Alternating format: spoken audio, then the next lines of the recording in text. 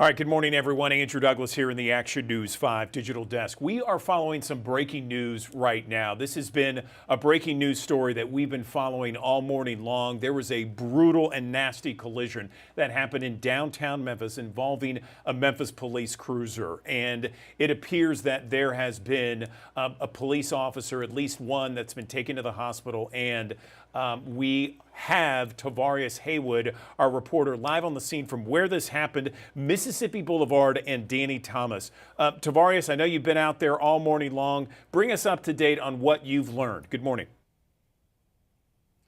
Good morning, Andrew. Like you said, I'm still here. I've been here for about 2 hours now, a little over 2 hours at the corner of G.E. Patterson and Mississippi Boulevard. I want to just show you how damaged that MPD car is. If you see, the front end is just totally wrecked. There's also an SUV right next to it that also has some front end damage on it as well. The MPD Command Center has been out here for a couple of hours, as well as I also see Tennessee Highway Patrol troopers on the other side out of view, and I counted at least 10 to 12 vehicles. It's a very active scene right now. I believe I see detectives walking over here now. So it's been a very active scene for the past several hours. Again, like you said, Andrew, we do know at least one person was taken to the hospital. So it's just been a very active scene. MPD took to social media not too long ago saying that all roads in the area were closed for the time being. It's not clear right now as to how long these roads will be closed. But I suggest you avoid the area and take different routes. Our Taylor Tucker gave you several routes earlier this morning. But yeah, again, if you're in the area, you definitely want to avoid the area. Again, this crash happened around 3 o'clock this morning. From what we can see with our eyes, it was an MPD vehicle along with another SUV. So yeah, Andrew. Yeah, so Tavarius, we are hearing a number of different things here, and I just want to talk with you on what you're hearing on the scene. So we are hearing that at least one officer has been taken to the hospital. Perhaps there are more. We know that there are a number of different law enforcement officers outside Regional 1 Hospital where the person was taken.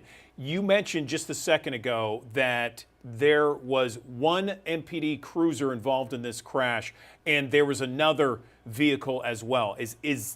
What can you tell us about that other vehicle, and do we know if there were multiple officers in the MPD cruiser? As of right now, that's information that we don't know yet. I've reached out to MPD several times, to confirm, if an officer or multiple officers were hurt in this crash. They haven't told us anything. That I want to see if we can see that vehicle. Maybe that vehicle is a gray SUV, and it had severe front end damage. Again, it's unclear how this crash even happened, but it's very, very horrific at the corner of Danny Thomas and Mississippi Boulevard. Again, Andrew, I have not been able to confirm if an officer was hurt or multiple officers were hurt. Again, those are details that we are still trying to figure out.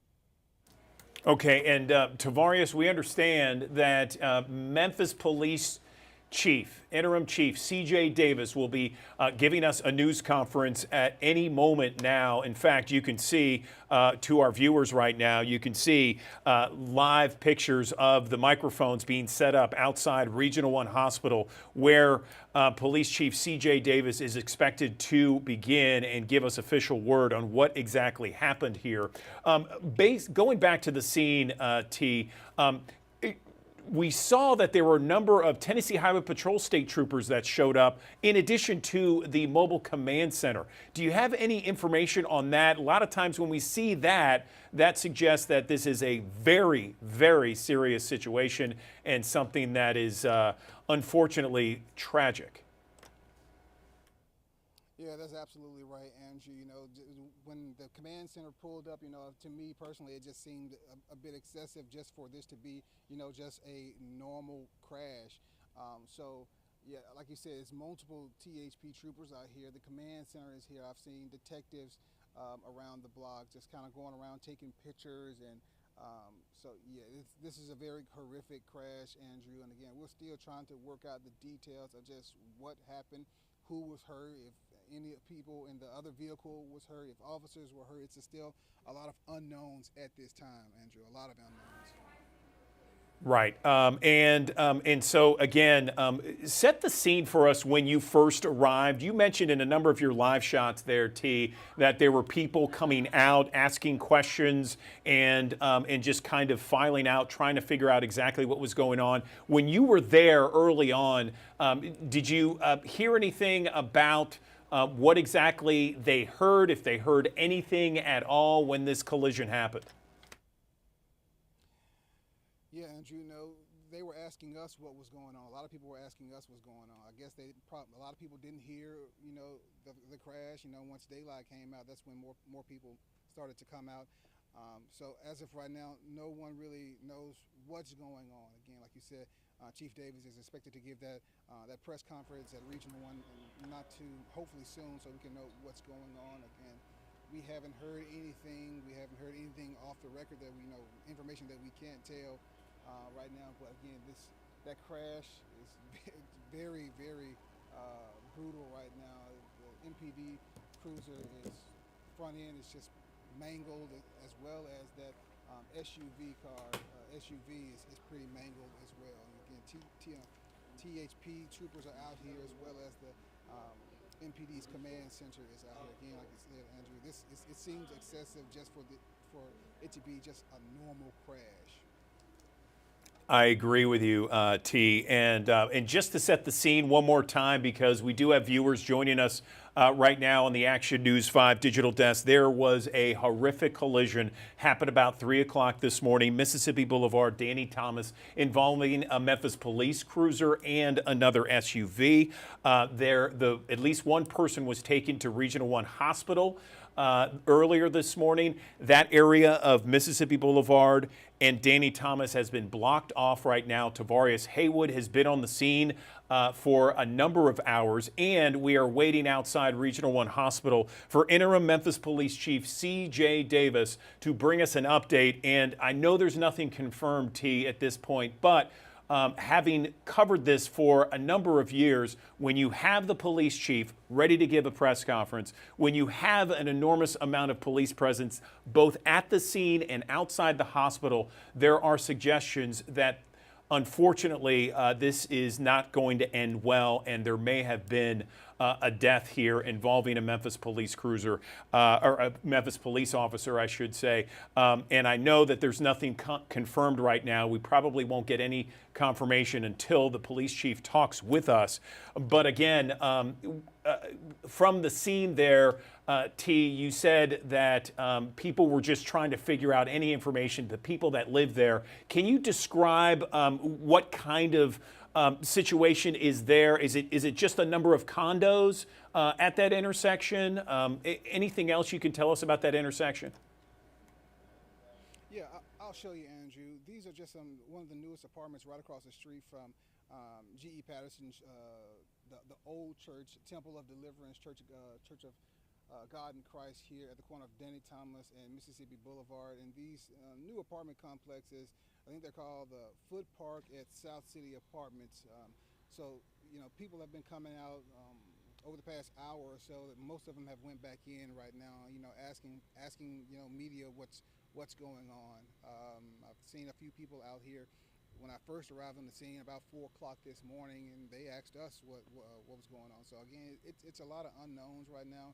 I see detectives right now. I see crime scene investigators on the scene. The command center is out here. Tennessee Highway Patrol is out here.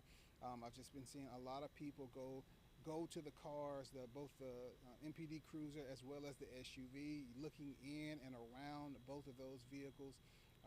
So again, I've tried to get as much information as I could from anyone on the scene, but everything has been pretty tight-lipped right now. So hopefully Interim Chief C.J. Davis will give us some information here soon, Andrew.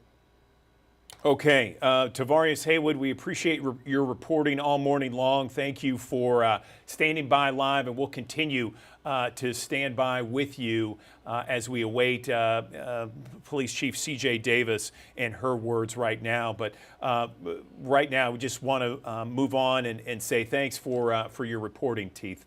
We appreciate it. No problem. Thank you. Okay, and then right now I just want to point you to our website, actionnews5.com. We will continue to update that for you to get the latest situation with regards to not only what happened last night in this crash, um, but also we will give you updates on everything with regards to the Olympics and the election last night. But again, if you are just joining us here on the Action News 5 digital desk, an awful situation that happened about 3 o'clock this morning in downtown Memphis on the corner of Danny Thomas and Mississippi Boulevard, a brutal collision involving a Memphis police officer and an SUV.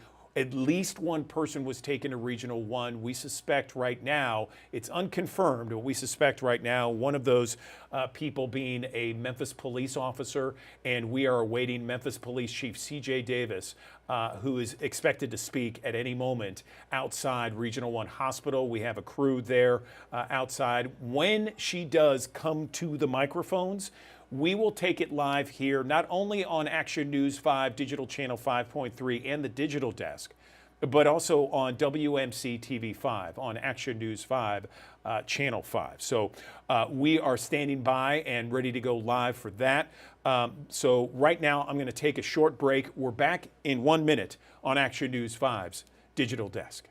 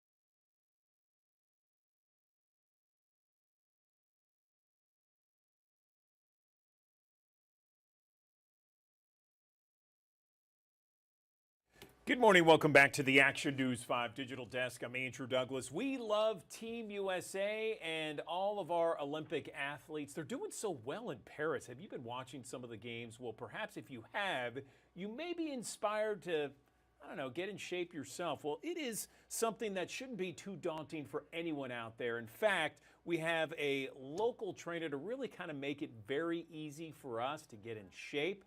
I'm joined right now by Kristen Skinner, a personal training leader at Collierville's Lifetime Fitness. Kristen, good morning to you. So where does someone begin if they see these incredible world-class athletes on their TV this week and they say, you know what, maybe it's time I get in shape? How do they begin? Good morning. Good morning, Andrew. Thanks so much for letting me come on to talk with you today. I was watching the women's volleyball team just this morning, and it is so inspiring. But sometimes we watch these athletes and think that we can just start right away and be at that caliber in a short period of time. So what I would tell anyone is just to start small.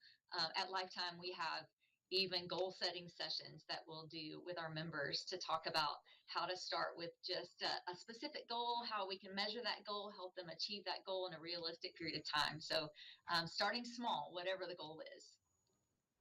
That's a great way to start, just start small. But, I always tell people, hey, the hardest part is getting to the gym. Once I'm there, I'm going to work out. I'm going to have some sort of workout. It might not be the best one, but at least I'm there working out. So the hardest part's getting there for me. Okay, so we set our goals. We set them small. What's the next step?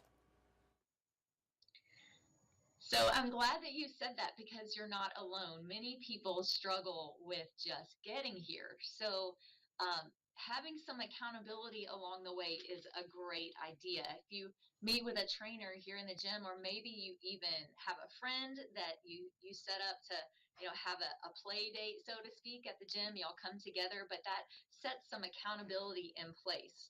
So once you have that accountability in place, then you want some kind of program so that you're not just coming in. A lot of people feel defeated or they give up really quickly because there's not a plan set in place. So I would say start small, have some accountability, and then let's set up some kind of plan to help you be successful every time you're walking in the door.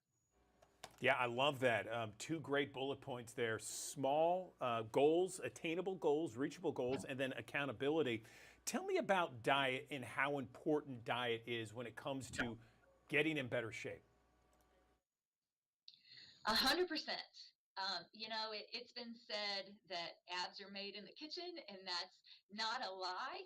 Uh, it could be said that nutrition is about 80% of it, but that shouldn't be discouraging because knowing what kind of nutrition is also important. That depends on, what kind of sport you're trying to play or what kind of goals you have in the gym. So I would say, first and foremost, just starting with the right amount of protein. We've talked about that before on the digital desk is having the right amount of protein can help you recover well, help you to sleep better. But then looking at hydration and getting those electrolytes in, especially when it's really hot outside. So a trainer can help you set up, ideal macros. We can talk about, ideal calories for the goals that you have. It definitely depends on the individual and the sport, the workout that you're trying to do. But an easy place to start is with getting the right amount of protein. Yes, protein is so key. What else can we talk about? So, we have goals, we have accountability, we have nutrition and making sure we get enough protein. What else can we talk about that maybe people are lacking or missing or perhaps not thinking about? So a lot of times, I've talked about this before also, a lot of times, when let's just say, for example, the goal is weight loss, people will just start with cardio alone and they'll leave out the other piece that's crucial, is strength training.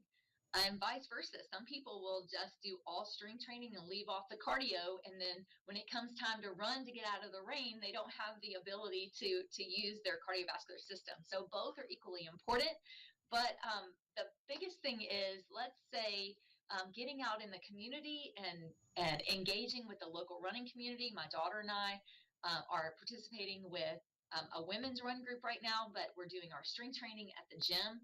So having a partner to participate with, doing a little bit of both. It's not just all or nothing or one or nothing. But then when it comes down to programming and having a plan in place, Lifetime actually offers a digital app that's completely free. Anybody, you don't have to be a member here. Anybody can download it and use it. And you can start it both for gaining muscle and losing weight, doing your cardio and your strength training all through that app. If you had to split up a week and you had to say, okay, these are the amount of days you should be strength training, these are the amount of days you should be cardio, how do you break it up?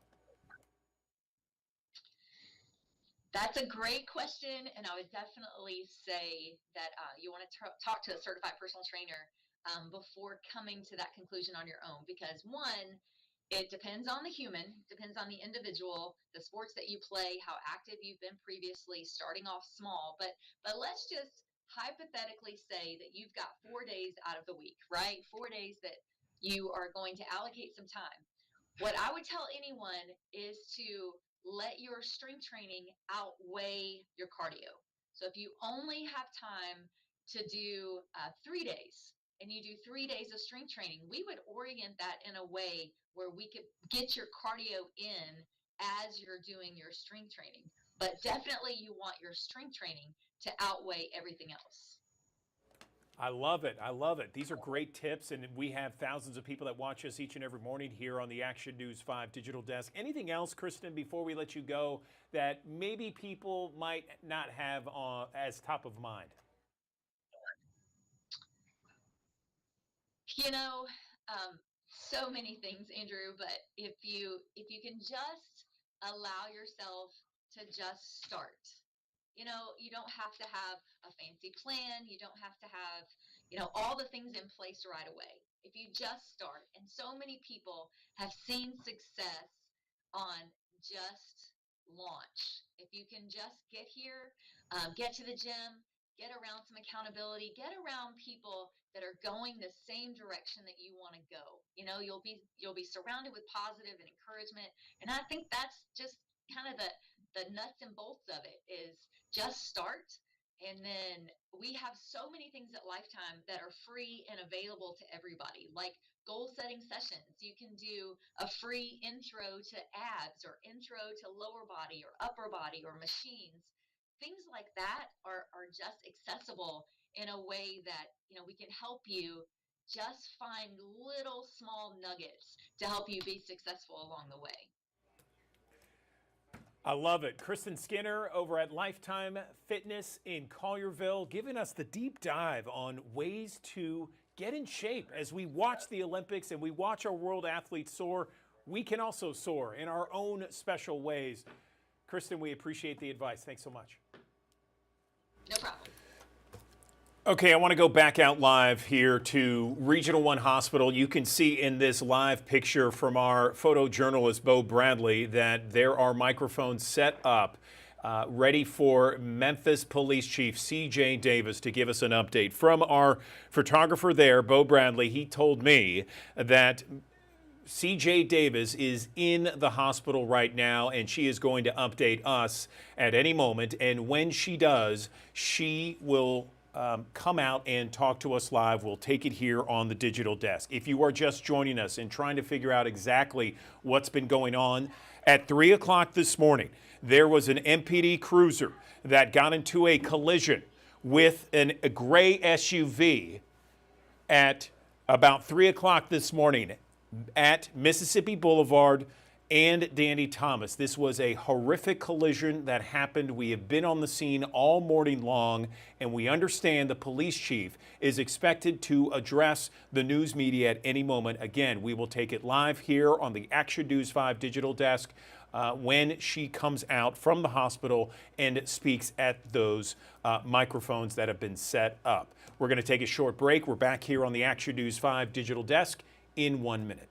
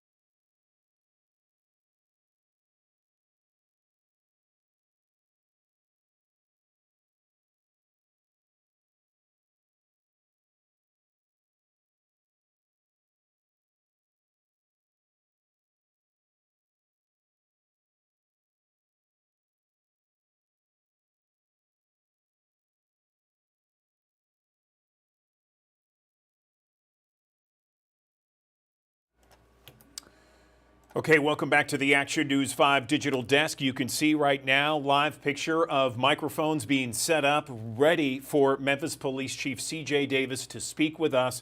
It's expected to happen at any moment. When she does, we will take her comments live. This is all around this brutal and horrific collision that happened at Mississippi Boulevard and Danny Thomas at about 3 o'clock this morning. An MPD cruiser and a gray SUV were involved. We know at least one person was taken to Regional One Hospital, and we understand that that may have been a Memphis police officer. You can see a number of different police cruisers, various officers, and other law enforcement gathered outside Regional One Hospital right now. Again, live pictures that you are watching on Action News 5 digital desk. When she begins to speak, we will take those comments live. We will also take them on Action News 5 TV as well. Good morning, everyone. Welcome back to the Action News 5 digital desk. I'm Andrew Douglas, and at some point in our lives, you're going to have to deal with getting a new car, or at least a new car for you. At some point, you're going to have to say, it's time to trade in the old one, or it's time to sell the new one, and now I got to figure out what I should get for my next ride. what should you get? There are so many options out there, and sometimes that whole process can be very intimidating. And we're not just talking about something that's intimidating for a 20-year-old, a 30-year-old. This is for every age group. It's daunting when you think about what car you should get, how many miles should it have, should you get a used car, should you get a new car, what should you do with your trade-in, what should you do if you want to sell your car. Well, I have the perfect interview for you to really just kind of bring it down to layman's terms of what we can do and better, find a way to empower all those consumers out there that are in the market for a car. Let's bring in Stan Norton. He is the CEO of City Auto. He is also someone who sits on the board of the Tennessee Motor Vehicle Commission. Stan, I appreciate you joining us on the Action News 5 digital desk. How are you this morning? Hey, good morning, Andrew. I'm doing very well, thank you. Appreciate the opportunity to be here. Yeah, absolutely. So where do we begin on this? At what point does a person say, okay, I think I might need a new car? And where should we start with that process? Because it is very daunting. It is daunting. First, Andrew, let me just offer a disclaimer here. Even though I sit on the Tennessee Motor Vehicle Commission today, the information offered today is my opinion. It's not an official statement from the state of Tennessee, so I have to offer that. But yeah, it is a daunting task to purchase a vehicle. It's the second largest asset an individual will buy. So you just start from the beginning. What is your need? What do you want? And then, of course, the internet has made that very opportunistic to search for that. So I think the average consumer spends something like 100 hours online just to make a purchase, only to go to less than 2 dealerships to find what they want. So it's just something that it comes down to needs and wants. But the internet's a good place to start. So do it all your research. So in new cars, I mean, the average cost of a new car is $47,000. A used car is $26,000. So you start there, and that equates to a payment. So everybody's got a different need or a want. So there's a lot of things to determine when you're going to search for a car. And there's the obvious tips when you start to look for. Once you decide what you want, you got to find a dealer. And I would recommend finding a licensed dealer, someone who's reputable, and you can find that by searching online. There's all kinds of reputation tools online, like the Better Business Bureau. There's Google reviews. There's all kinds of things you can look to start finding a dealer. And once you find that dealer, you gotta do a lot of research, right? There's a lot of research to be done. Yeah, let me ask you something, Stan. Let me just jump in real quick. I know that there are some times, and this is just the question, some times of the year are better than others to be in the market for a new car or a used car. Can you talk a little bit about that, maybe when the best times are during the year? I get that question asked a lot.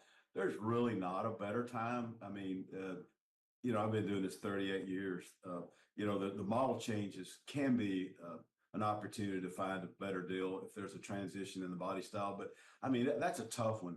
Really, there's no really good time. I mean, I hear the end of the year closeouts. I guess I can't say there's really a better time to buy a car. Now, we just went through the pandemic, and that created some challenges from supply and demand. But, the supply and demand is pretty consistent now and it's normalized. But I mean, really not a good time. The time is just, when is the best time for you? There's not really a peak or a valley for the supply and demand of that. So I guess I say there's not a better time than today. Today's a good day to buy a car. What about being in the car market? At what point do you, the consumer, the driver, say, I think I may need a new car? Are there some factors involved that that the consumer needs to ask themselves and then answer themselves and say, okay, yeah, I might be in the I might need a new ride?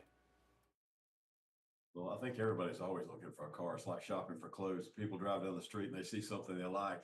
So subconsciously, people always aspire to buy something new, but it comes down to wants and needs. And one of the things we see quite often is a person that they pay their car off and they don't have a car payment, but they start occurring deferred maintenance issues things start to break, because typically when they pay their car off, it's got higher miles. So, it's a variation of things. It's wants and needs, but I mean, we see it all. But more importantly, when they start breaking, people want to get rid of them. We have city. I know we have 2 service departments, and we find people when they get a very high repair bill for something, the first thing they say, I think I'd be better off just going ahead and trading it. So, but and then you got some people who like to trade every year to get a new car. So, it's just a wide variety of why anybody wants to shop, but thankfully they like to shop every day. It keeps us in business. So that brings me to my next question. What is the difference? Like, when do we decide, okay, we should sell our car out there on the market, maybe an online platform, or trade it in for that new ride that we want? Well, the internet has given us a lot of options over the past years, because it used to be you'd have to call your banker, they'd give you a book value, excuse me, and you go to the dealership, and you'd explain, hey, I've got a book value. Well, they wouldn't tell you where to go get that book value, but now you have that opportunity. You can go do an online search, and there's a multitude of platforms that can give you an offer online, and they'll bring you a check and pick up the car. So but I would recommend as a consumer, that's the first thing you do is if you've got to trade in, is try to find out what it's worth, so when you show up at the dealership to trade it, you have a pretty good idea what they're supposed to give you, because you have gone online and gotten bids. And so it makes it a lot easier for the consumer. It takes a lot of the pressure off the car buying experience, because that's part of the negotiation. What are you going to sell me your car for, and what are you going to give me for mine? And so this opportunity to go online takes care of that. So it's made our jobs easier, as well as just the overall shopping online. When I said the average consumer goes to less than 2 dealerships to buy a car, that's because they've already gone online and they've compared prices and all the options they're looking for online. So a consumer has every tool at their fingertips to go to shop for a car. You just spend all that time doing research online, finding out what it is you want, the color, the miles, the equipment, the price, because it's all right there at your fingertips. And then you can shop for price as well. And then you get your valuation tools done online. So, I mean, it's pretty easy. It's made the car buying experience a lot simpler for the consumer, because they come to the dealership prepared to buy a vehicle. Right, exactly. We have thousands of people that watch us each and every morning here on the Action News 5 digital desk stand, and you have said it several times that people need to do their research, their homework online first. That's best practices for someone that's in the car market.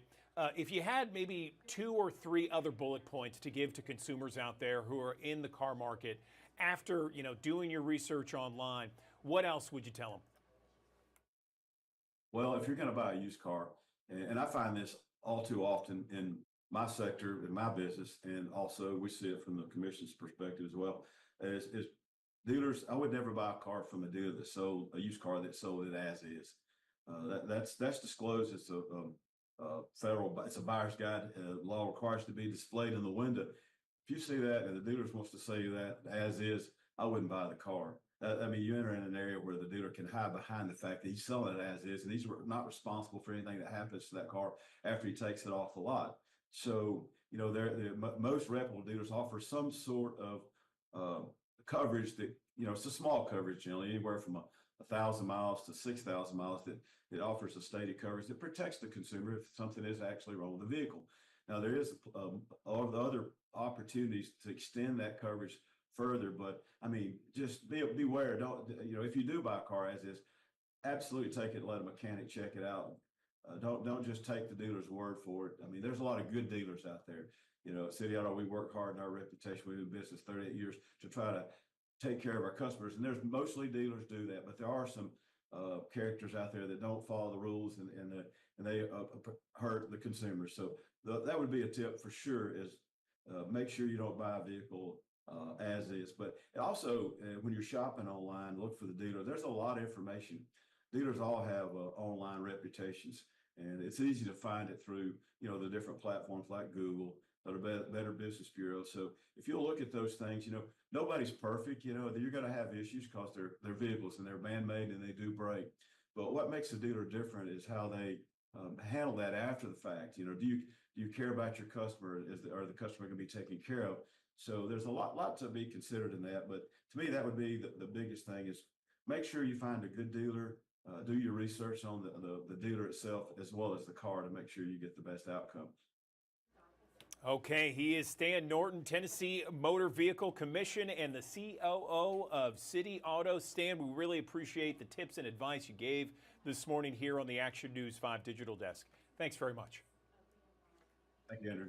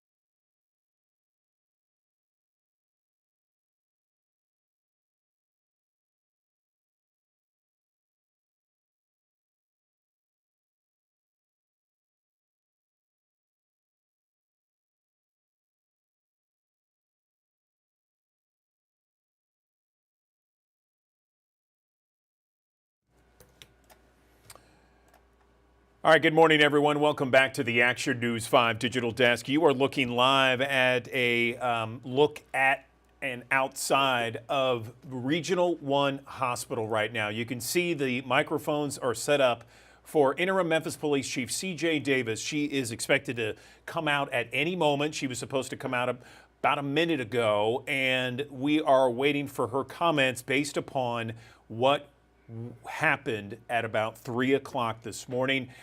What happened was a brutal collision that took place on Mississippi Boulevard and Danny Thomas at about 3 o'clock this morning. If I show you a little bit from our website here, actionnews5.com, you can see that this was something that happened here involving the Memphis police cruiser, you can see there, and an SUV as well. So what we understand is at least one person was taken to the hospital. We understand that may have been a police officer. Again, Memphis Police Chief C.J. Davis expected to show up at any moment here and give us comments to confirm exactly what happened here. It is apparently a grim reminder of how law enforcement puts their life on the line each and every day when they put on the uniform and go to work. So we are expecting, again, live pictures here from Regional One Hospital in Memphis. We are expecting the police chief to talk with us, and when she does, we will take her comments live here on Action News 5's digital desk. That's digital channel 5.3, the Action News 5 Plus channel. This is also available for Xfinity customers, channel 907, and if you are on a device, we are on all your digital platforms, Amazon Fire, Apple TV, YouTube, and Roku. You can also go to our free news app. It is our streaming channel on actionnews5.com as well. When she begins to speak, we will take her comments live. Right now, I want to talk about a brand new division of AmeriCorps, the Forest Corps. Have you heard about AmeriCorps' National Civilian Community Corps? It is a partnership between the AmeriCorps National Civilian Community Corps and Forest Corps, or the United States Forest Service. So Forest Corps is a partnership between AmeriCorps and the U.S. Forest Service. They protect public lands. It's for young people passionate about protecting those lands, and it really helps develop leadership skills, among other things, and strengthen communities. I'm joined right now by Ken Goodson. He's the director of AmeriCorps' National Civilian Community Corps, joining us on the digital desk. Ken, good morning to you. Tell us more about this new program. Andrew, good morning. Thanks a lot for having me on. AmeriCorps' National Civilian Community Corps, or NCCC, is a team-based service program for young adults ages 18 to 26. We started as a demonstration project at the Department of Defense, have been with AmeriCorps for about 30 years now, helping to strengthen leadership skills and make a positive impact in communities across the nation. We've recently entered, as you mentioned, a new partnership with the U.S. Forest Service to help bring young adults into service on public lands. That is to address the wildfire crisis strategy of the Forest Service, as well as their reforestation strategy. Brand new program, just launched and became official as of last week. All right, last week. Okay, so tell me about, first off, Forest Corps and what this program aims to do. How many young adults are a part of it, and where are they? Okay, great. So the Forest Corps program, again, advancing two major strategies for the U.S. Forest Service. On the wildfire crisis strategy front, members will be involved in work such as prescribed burns, clearing brush, helping to reduce the risk of wildfires. And on the reforestation side, they'll be doing work like tree or seed collection and helping to monitor forest health. The program started with 80 members, and that was launched last week in California, where AmeriCorps NCCC has our Pacific Region campus. The initial set of 10 teams all actually depart today, Andrew, to begin their service commitment. Those service commitments are primarily in the American West, which is where the greatest wildfire risk is. But we have members serving in the program from all across the United States. Okay, and their service tenure is it a year? Is it less than that? Yeah, so AmeriCorps NCCC Forest Corps members do a 10-month commitment, and then the team leaders, the young adults who run the teams, make an 11-month commitment. And tell me about the leadership skills and other aspects of this program that these people who are involved in this program get out of it.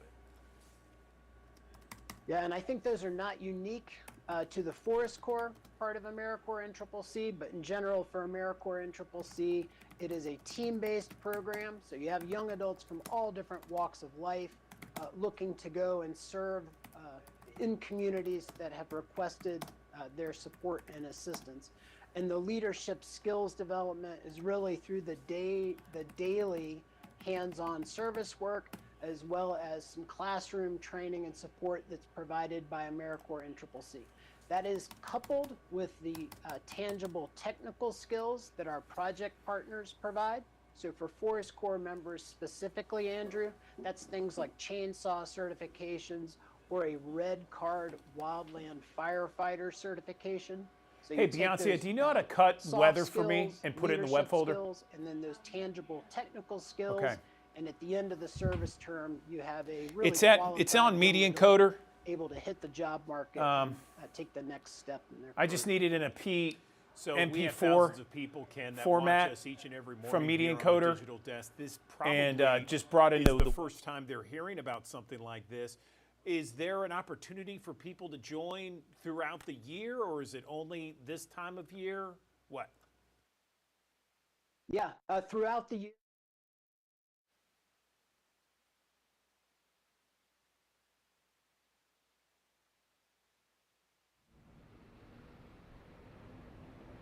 Can everybody hear okay? There's a lot of background noise. Okay. I'm gonna read a prepared statement basically of the information that I do have about the recent incident involving two of our MPD officers and a citizen that was involved in a catastrophic crash this morning, a fatal crash. At 3:06 a.m., officers responded to a two-vehicle crash at Mississippi Boulevard and Danny Thomas Boulevard, involving a gray Nissan and an MPD squad car. Responding officers located 3 injured males, 2 of which are MPD officers. All were transported to Regional 1 Hospital in critical condition. An officer and the driver of the gray Nissan were pronounced deceased at the hospital.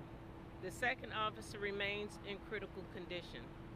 The preliminary investigation revealed the driver of the gray Nissan was also suffering from a gunshot wound. The cause of the crash and the location of the initial shooting are still under investigation.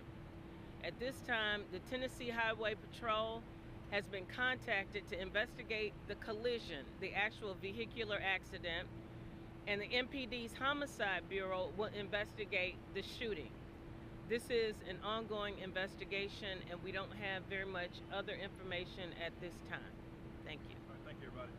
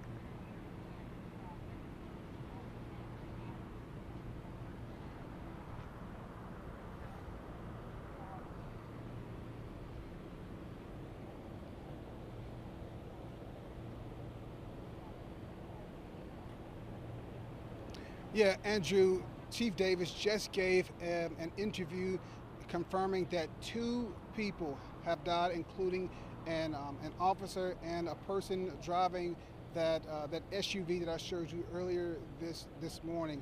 Right now, it's unclear how the accident happened. It's unclear who's at fault right now. Chief Davis said that they are still investigating that.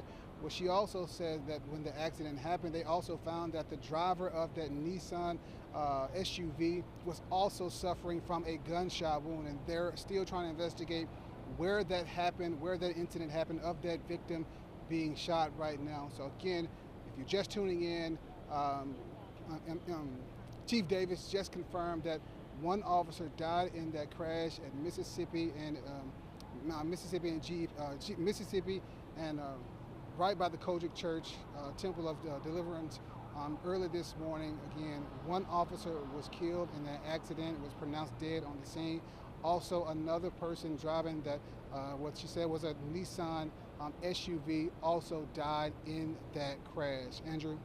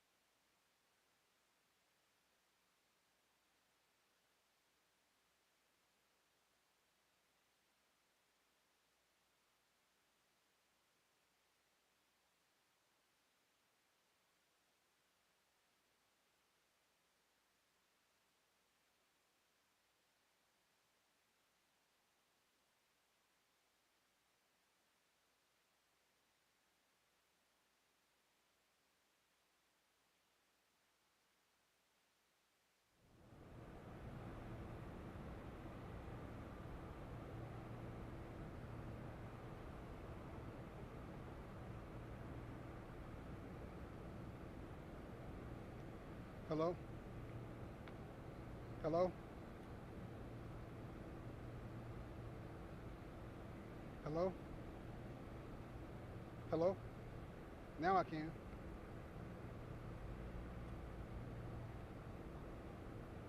Sure. Tell and also, yeah, and also tell Andrew that I'm dialed in. I just can't hear him. Whenever you get a chance.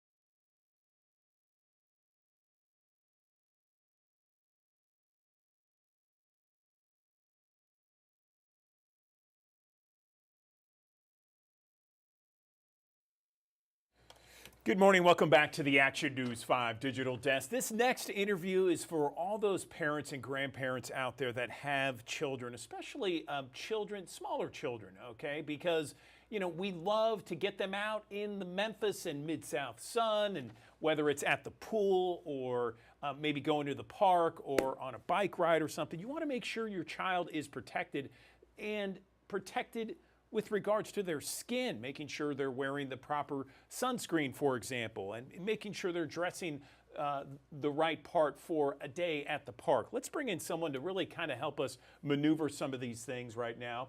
I am joined on the Action News 5 digital desk by Dr. Lindsay Zabriskie. I hope I'm saying that right. She's a pediatric-focused dermatologist, and she is joining us now to talk a little bit about children's skin and the best ways to make sure that skin is in tip-top shape. So, Doctor, I appreciate you joining us on the digital desk. Where do we begin on this? Are there some bullet points that we should have every time we want to get out in the Memphis sun for a day of summer fun with our kiddos? Good morning. Good morning. Yeah, absolutely. So, obviously, you know, as a dermatologist, I'm going to recommend you protect against UV rays, but you also have to think about that intense humidity. So, heat is going to affect that delicate skin, leading to diaper irritation. So, you want to keep that area clean, dry, free of irritation. So, the diaper that you choose to put on your baby can make a huge difference. I like something like this Huggies New Skin Essentials diaper. It's going to help protect against the top two causes of rash by managing moisture and mess. But you also want to make sure you're keeping that diaper loose. Don't fasten it too tightly. You want to make sure that it's loose so that it doesn't trap moisture and it doesn't cause more irritation. That's a good idea. So we got, you know, pools. People have pool parties. They're getting out and enjoying just the summer fun, maybe a picnic or something at the park, a play date. What are some other good things to keep in mind, top of mind?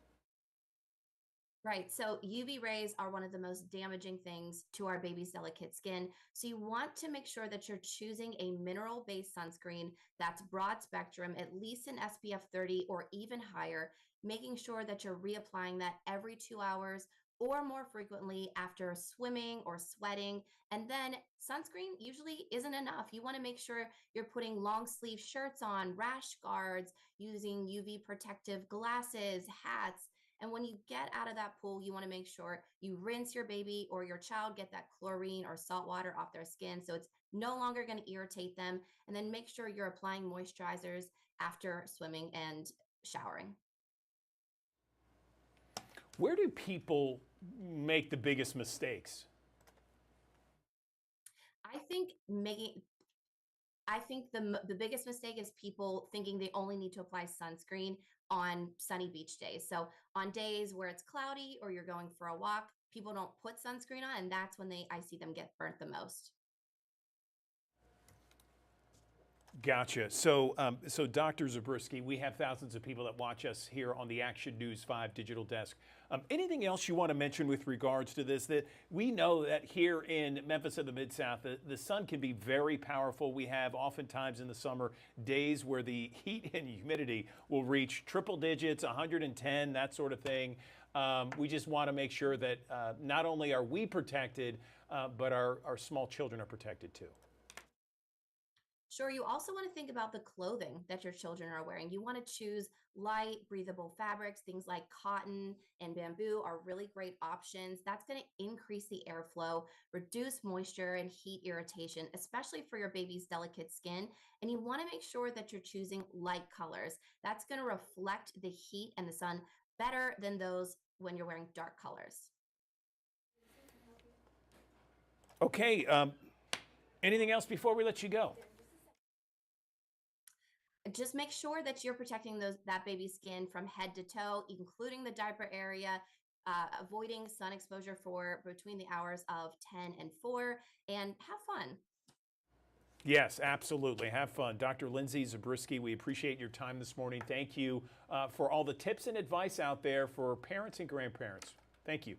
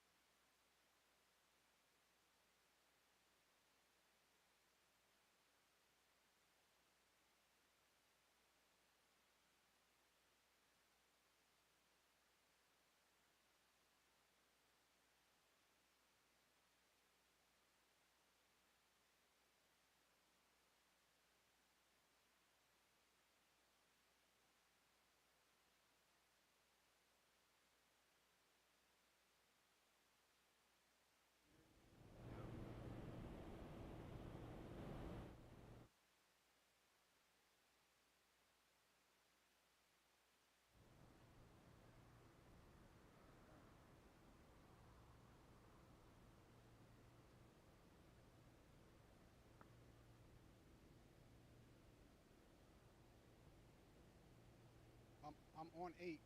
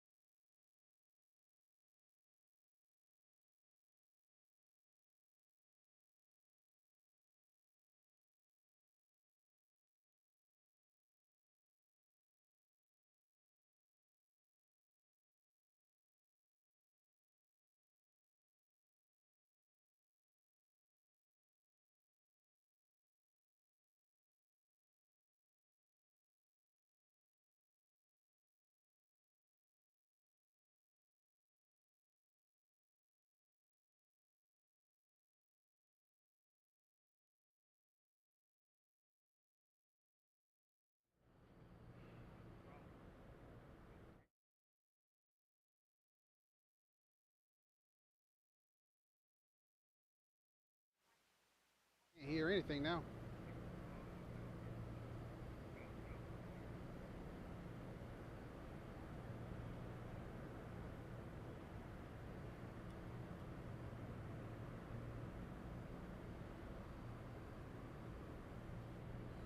Good morning. Welcome back to the Action News 5 Digital Desk. This next interview is for all those parents and grandparents out there that have children, especially children, smaller children, okay? Because, you know, we love to get them out in the Memphis and Mid-South sun, and whether it's at the pool or maybe going to the park or on a bike ride or something, you want to make sure your child is protected and protected with regards to their skin, making sure they're wearing the proper sunscreen, for example, and making sure they're dressing the right part for a day at the park. Let's bring in someone to really kind of help us maneuver some of these things right now. I am joined on the Action News 5 digital desk by Dr.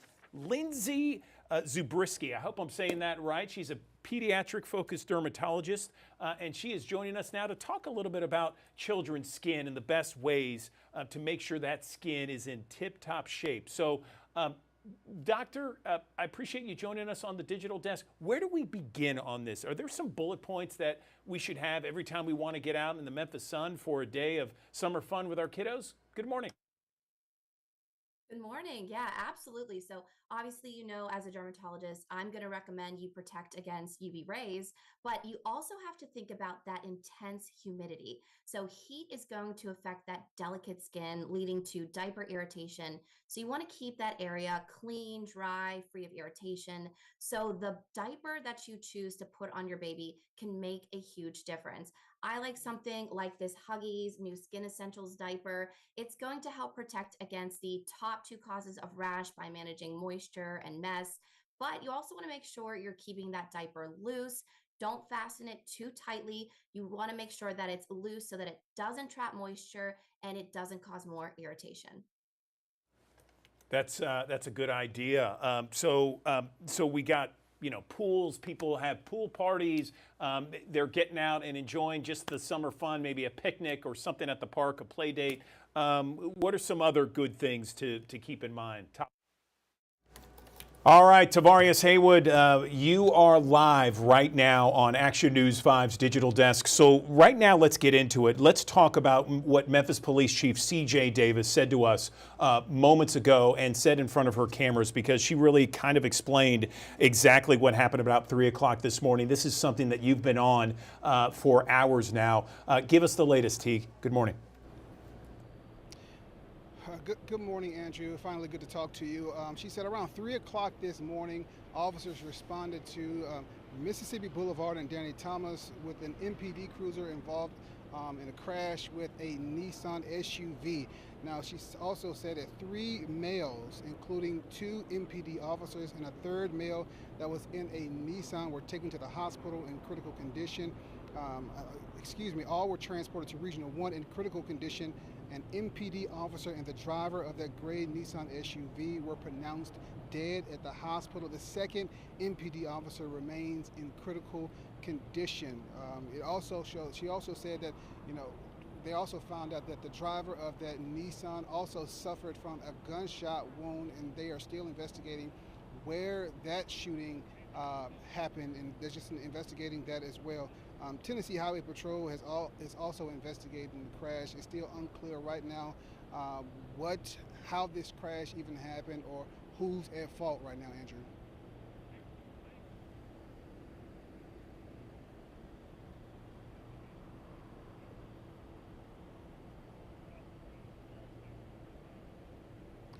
Andrew, I think I lost you there.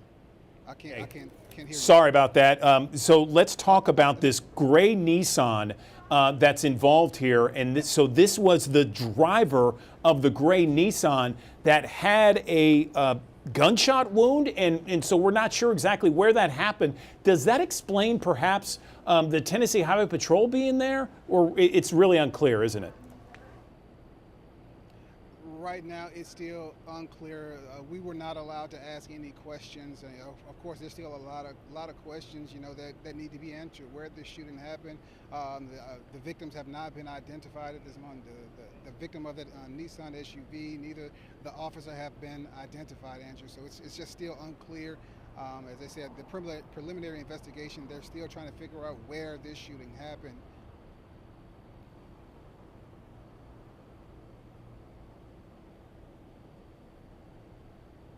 Can't hear you, Andrew. What are you seeing outside of that hospital there, T. Wood? I know there's a number of police cruisers right around you. Have you seen other officers there? What can you tell us? Yeah, Andrew. I've seen a few different. Officers out here. PIO came and told us right before her interview that that Chief Davis was inside the hospital talking to family members. I also see that the vehicles that Chief Davis ride in, there's been a number of MPD officers pull up to the scene here, several just kind of standing outside, several going back and forth into Regional 1. So again, Andrew, we do know that these were male police officers. Again, it's just unclear, who's at fault. Unfortunately, at this time, we do know, again, like I said, the driver of that gray Nissan SUV that I showed you earlier in our shows was also suffering from a gunshot wound when that happened. So let me ask you this, T. Let's talk a little bit about the officer that is alive. What do we know about his condition? Yeah, we tried asking off camera to, any information about that officer. She's just said that they're in critical condition right now. She didn't tell me what injuries or how severe the injuries are at this time. She just told me that they're in critical condition, Andrew. Okay. All right. Well, listen, Tavarius. Yeah, Tavarius Haywood, we really appreciate your time and your efforts there for the last several hours, talking about exactly what transpired at about 3:06 this morning, Mississippi Boulevard. Danny Thomas, we appreciate your time. T. Wood, thank you. Okay, Andrew, thank you. All right, another live look from our High Five camera downtown. We're going to take a short break. Back with more on Action News 5's Digital Desk.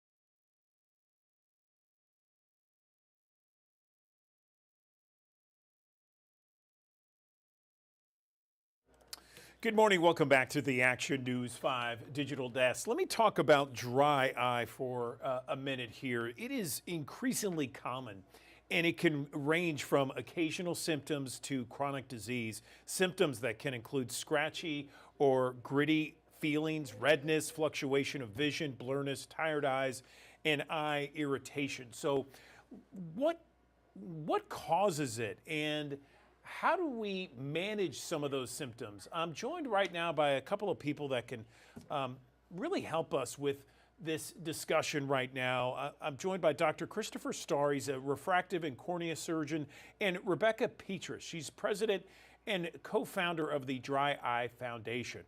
Thank you both for joining us. Dr. Starr, let me start with you. Tell me first, what is dry eye and what causes it? Good morning. Good morning. Thanks for having us. We're very happy to be here. Dry eye disease or dry eyes are exactly that. It's when our eyes get dried out, they get irritated, they get gritty, sandy, burnt. Sometimes the symptoms are burning and stinging, and very commonly the symptoms are blurry vision or fluctuating vision, and a whole host of other symptoms that one can have. And it is a very common condition. It's something, as an ophthalmologist, I see every single day, many, many times. And so Rebecca and I are here to raise awareness, to let people know that this is a real condition. It's not something that people should suffer with. There are great treatments for this. It is very common. You're not the only one. And so see an eye doctor if you have any of these symptoms and get treated as quickly as possible. Dry eye is usually caused by either a decrease in tear production. Our eyes don't make enough tears, or the tears that we make are of poor quality and tend to evaporate very quickly, leading to dry spots on the eyes. And each of those things can lead to those symptoms I've just described and can lead to these changes in our vision. It's extremely common, and we see it in all ages, not just older people. We see it in kids, we see it in young adults. And a big driver in that younger population is exactly what we're doing right now, which is staring at our computers. We don't blink as often. Our eyes tend to dry out. The tears evaporate. We're not blinking to reestablish the tear film, and we get dry eyes. And that, of course, gets worse and worse and worse as the hours add up and the days add up and the years add up. And that's a big cause of dry eyes. But there are plenty and plenty of other things that lead to dry eyes, other medical conditions, autoimmune conditions, and a whole host of other diseases can lead to dry eyes. Medications that we take, the environment, our diets, things we put in our bodies, humidity, low humidity, blowing air. The list goes on and on and on and on. But the common thing are these symptoms. And if you have any of these symptoms, see an eye doctor as quickly as you can. From the Rebecca, patient's over to you. I perspective, want to the- ask you something, Rebecca, if you don't mind. Tell me what, from your capacity, I mean, you are the president of the Dry Eye Foundation. What do you hear the most from people that have these dry eye symptoms? What kind of complaints? What kind of, how does it impact their daily life? Right. So there's dry eye and there's dry eye, right?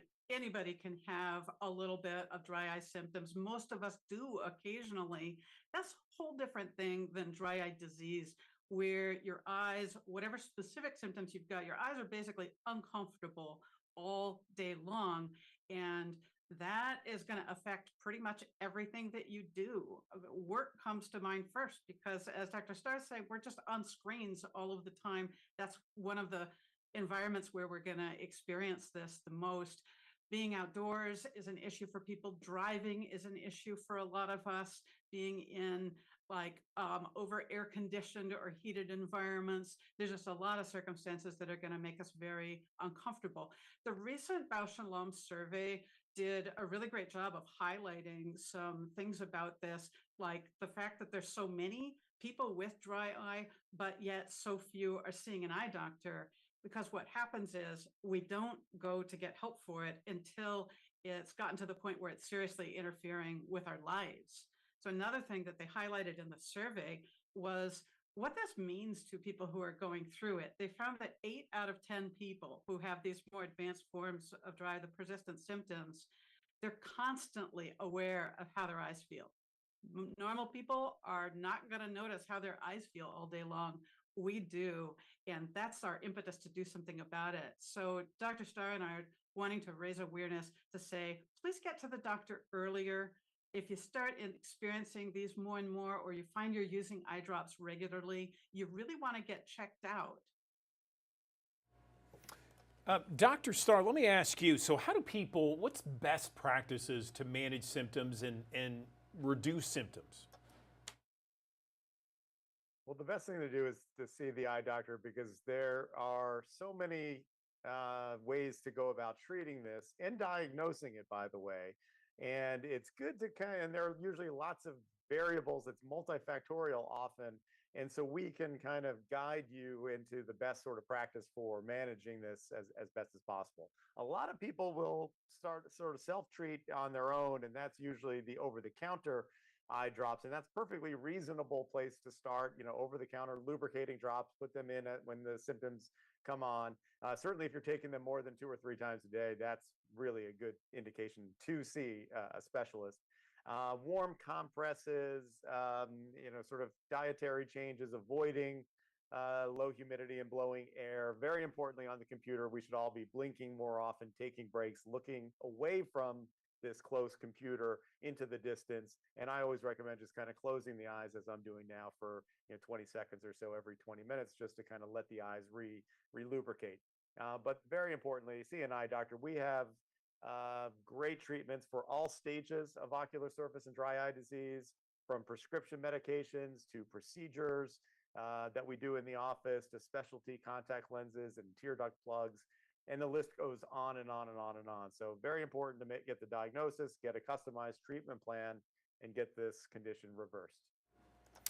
Rebecca, over to you. Tell me where people can get more information and just, get some questions answered if they have dry eye.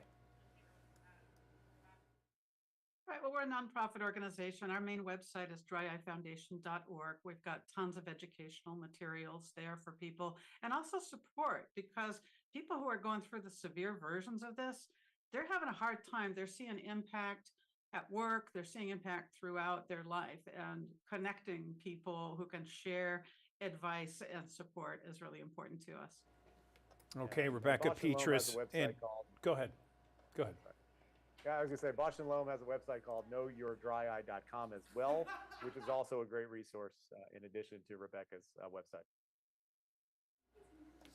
All right, thank you. Appreciate you both joining us here on the Action News 5 Digital Desk. We appreciate your time this morning.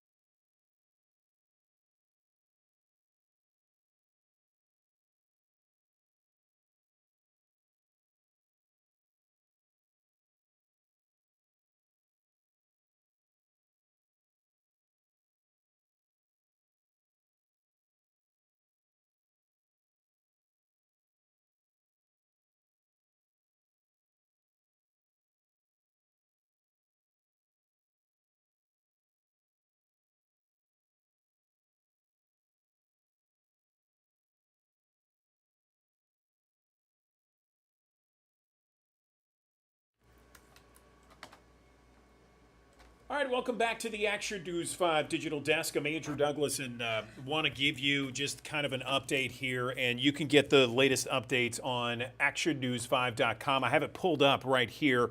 The big story of the morning is, unfortunately, an awful situation that happened at about 3:06 this morning, and I'm pointing to it right here. MPD officer, civilian dead, second officer injured following this vehicle crash downtown. This was something that interim police chief C.J. Davis mentioned just a moment ago. It was a horrific crash that happened at Mississippi Boulevard and Danny Thomas at 3:06. The driver of a gray Nissan had a gunshot wound, collided with an MPD officer that had two officers in there. One officer died, the other one's in critical condition at Regional 1 Hospital. So you can see right there, there's Police Chief C.J. Davis. You can watch it for yourself there live on actionnews5.com. Any updates, we'll continue to follow it here on Action News 5's digital desk. Right now, I want to go to a live look from our High Five camera downtown, where it is 82 degrees at 8:23. Let's get an update on our forecast, shall we? A weekend forecast that's going to be a hot one with meteorologist Patrick Ellis. Thanks for joining us here on the Action News 5 digital desk here on a Friday. It's not as humid, or at least trending not as humid, but still plenty hot across the region. High temperatures lower to middle 90s this afternoon. We'll call it partly cloudy because still got that haze, that dust in the atmosphere because of the Saharan dust layer that has moved over the area. Now, it will get scoured out just like the humidity will get scoured out through the course of the day, but before that happens, still going to be plenty hot across much of the area. Look at the feels like temperatures today. Blytheville up towards Dyersburg around 100, closer to 100 to 105 along the I-40 corridor. Head south of I-40 across portions of northwest Mississippi and east central Arkansas. Some of these spots here 110 to 115 still today in places like Marks, Clarksdale, Tunica, Helena, West Helena. So excessive heat still possible in parts of the Mid-South, other portions of the Mid-South, and actually the vast majority of the Mid-South falling short of that, but still plenty hot that you need to be prepared for. Thankfully for us, the humidity levels do start to creep back down closer to the typical of what we should normally see this time of the year. There is a little spike that could come in here Wednesday of next week, and that mixes in with a spike in temperatures as well towards the upper 90s, and that could give us a first alert weather day for next Wednesday, just based off of the data that we're seeing so far this morning. Again, feels like temperatures could be approaching 110 again. That would be brief, but still, needless to say, a chance coming our way mid next week. But as far as the heat humidity combination this weekend into the early portions of next week, yeah, it's still plenty hot, but we're not adding too much insult to injury when it comes down to the feels like temperatures. Of course, we want you to stay weather aware anytime and everywhere on the Action News 5 First Alert Weather app. Download it in the Google Play Store and the Apple App Store. Out to the tropics we go now. We are keeping an eye on an area of disturbed weather now on the eastern side of Cuba. Moving up into the north and west, and still be watching across portions of the Florida Straits, moving into the eastern Gulf of Mexico. This is the development zone in through here. So through the weekend, early portions of next week, it is possible that we could see our next tropical system developing. Now, the latest information from the Hurricane Center for MBES 97L moving to the west-northwest is 16 miles per hour. Its track, based on the computer guidance, would suggest a curve back towards the north and east, as it's going to be curving around a high pressure cell to the west, another one that is developing off to the east. So there's going to be an alleyway for this storm to kind of maneuver around. The question mark is, how far west can it get? How far east will it get pushed? And that's to be seen at this point. But needless to say, something that if you have interest along the Gulf Coast of, I'd say from really Mobile, Alabama, all the way down towards the Florida Keys, and then back along the East Coast as well, from Savannah, Jacksonville, up towards Wilmington and the Outer Banks. These areas here probably want to keep an eye on what's happening here. The next name on the list name is Debbie. Here's a look at your extended forecast as we head through the next few days.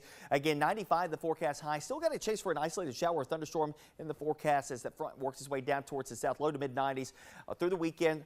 Slight drop in humidity just the slightest of drops, but just enough to take the edge off. Into early next week as Memphis Shelby County schools get back into session on Monday. Still going to be plenty hot. 96 the forecast high, but at least the humidity won't add too much bulk on top of that. But as we get towards Wednesday, there is a surge of moisture that will sneak in here. Upper 90s will operate more like 110 degrees. So a first alert weather day could be in play there. I give you a first alert to that. Still a chance for an isolated shower as we head towards Thursday, Friday of next weekend. That comes by way of a front approaching the area. That front is what will actually be a buffer zone for the potential future Debbie to get corralled around and then work its way to the north and east and away from our area and eventually drag down some slightly drier air and slightly cooler air as we head towards the upcoming weekend.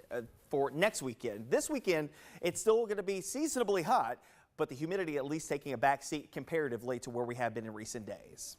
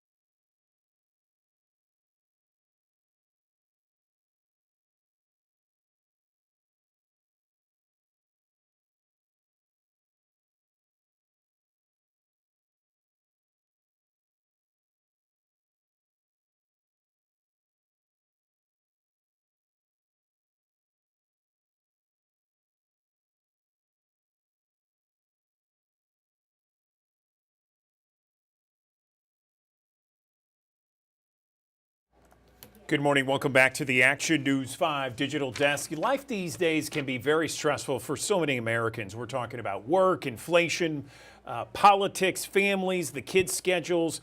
We're always on the go, right? I mean, we always have something to do. We don't have much time for ourselves, but a recent survey just released reveals that many Americans may finally be getting the message of taking those intentional moments of pause and relaxation can be good for not only the body, but for the soul. And joining me now to talk more about this is Dr. Sue Varma. She is a psychiatrist and author. She's joining us on the digital desk. So good morning, doctor. Let's talk a little bit about this survey and what were some of the findings?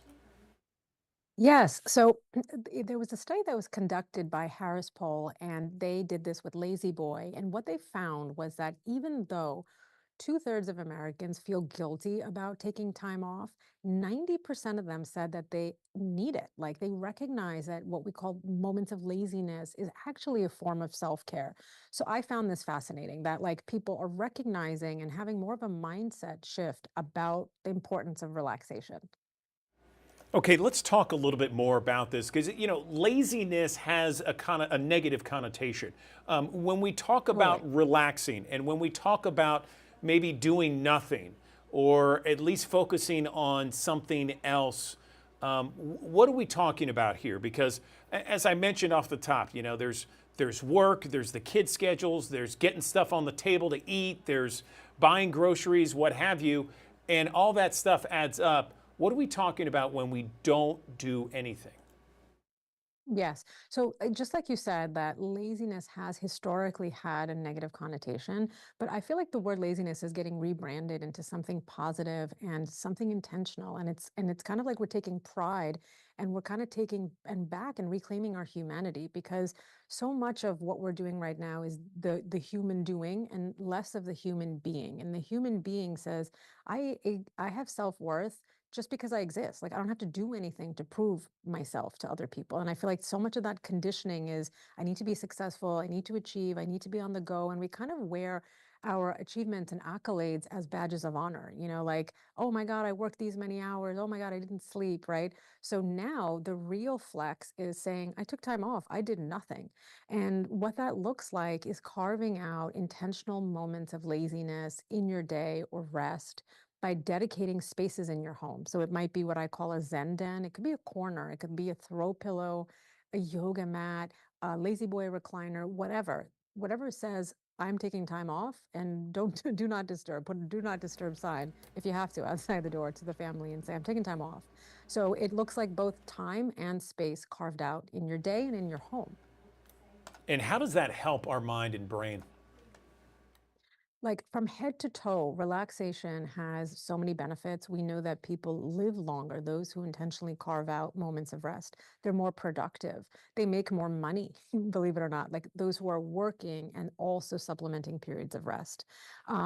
We have less inflammation in the body, less heart disease, less stroke, less dementia. People who nap are 20 minutes a day are less likely to have cognitive and brain changes at earlier ages.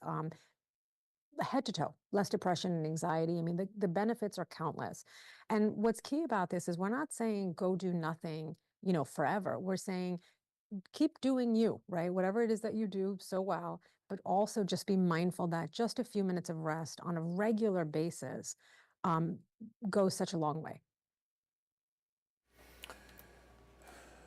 Where can we get more information about this? Maybe this idea of self-compassion. What is self-compassion, and define it for us, and where can we get more information on ways to just disconnect?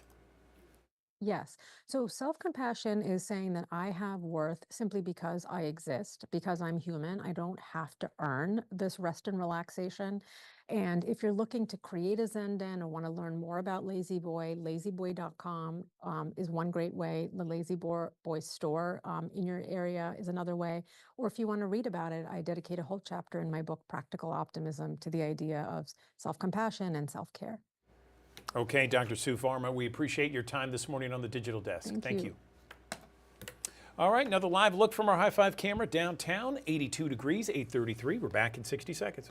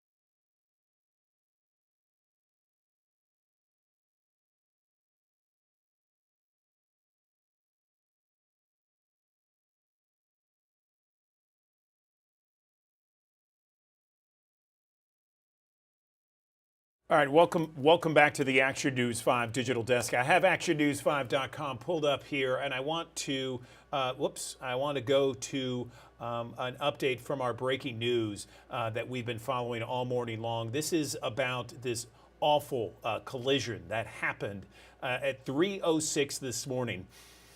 An MPD officer, a civilian dead, second officer injured following this crash that happened in downtown Memphis. So this crash happened, as I mentioned, 3:06. This was at Mississippi Boulevard and Danny Thomas. You can see a picture of the wreck right there. That gray Nissan, according to Memphis police, that gray Nissan, the driver had a gunshot wound and collided into an MPD cruiser that had two Memphis police officers inside. One officer died, the other officer is in critical condition.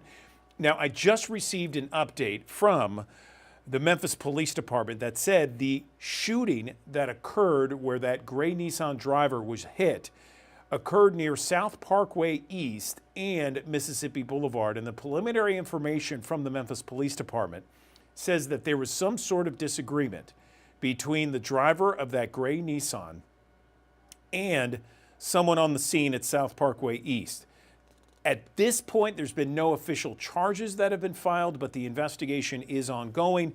This is something that we continue to follow here on Action News 5, and we will continue to follow it here on actionnews5.com and Action News 5's Digital Desk.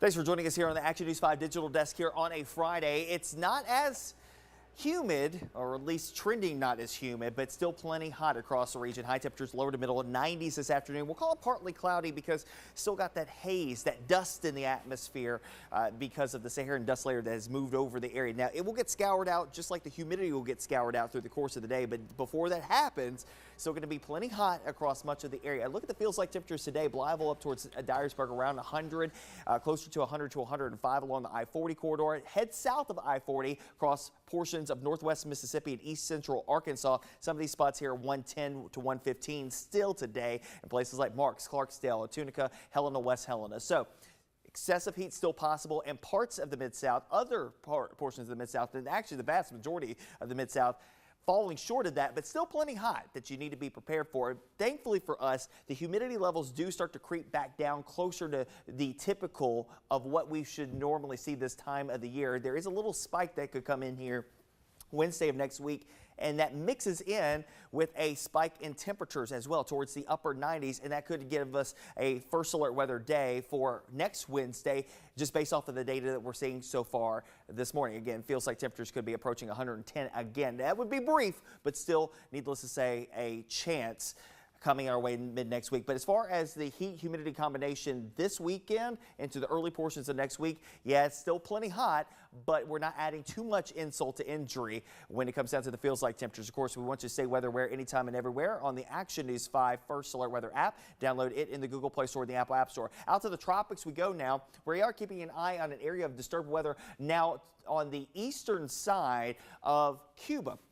Moving up into the north and west, and still be watching across portions of the Florida Straits, moving into the eastern Gulf of Mexico. This is the development zone in through here. So through the weekend, early portions of next week, it is possible that we could see our next tropical system developing. Now, the latest information from the Hurricane Center for MBES 97L moving to the west-northwest is 16 miles per hour. Its track, based on the computer guidance, would suggest a curve back towards the north and east as it's going to be curving around a high pressure cell to the west, another one that is developing off to the east. So there's going to be an alleyway for this storm to kind of maneuver around. The question mark is how far west can it get? How far east will it get pushed? And that's to be seen at this point. But needless to say, something that if you have interest along the Gulf Coast of, I'd say from really Mobile, Alabama, all the way down towards the Florida Keys, and then back along the East Coast as well from Savannah,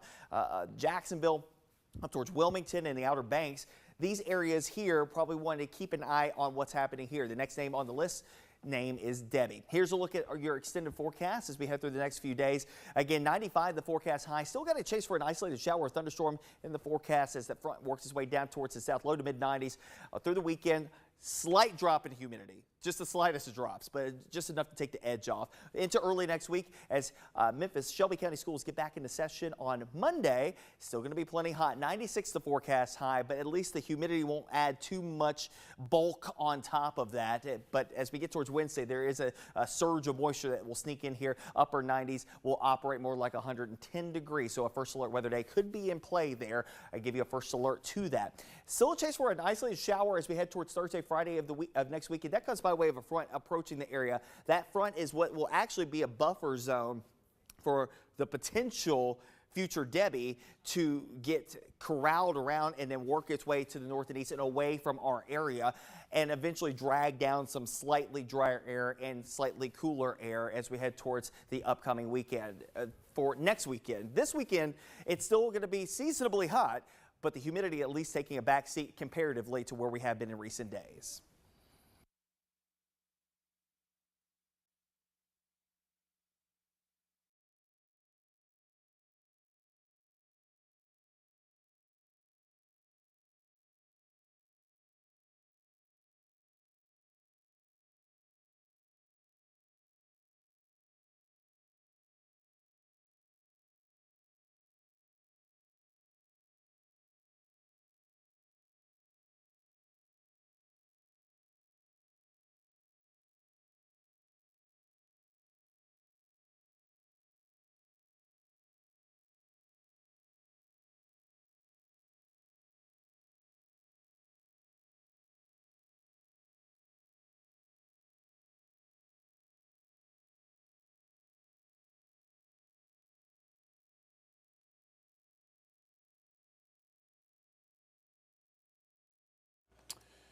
Good morning. Welcome back to the Action News 5 Digital Desk. I'm Andrew Douglas. It is back to school season officially here in Memphis and all across the Mid-South. We got to get our kiddos ready to go. School supplies, backpacks, clothes, checkups, immunizations, and shots. And that is something that many people might be skipping over. We've talked about eye exams that people might be skipping over. Well, they may be skipping over immunizations, routine vaccinations, that sort of thing. And my next guest is going to talk about some of the bad things that could happen if you skip out on those routine vaccinations. I'm joined right now by Dr. Atul Grover, Executive Director of AAMC Research and Action Institute. Dr. Grover, thanks for joining us on the Digital Desk. So where do people make the biggest mistake? Parents, grandparents, where do they make the biggest mistake when it comes to back to school for their kids? Good morning.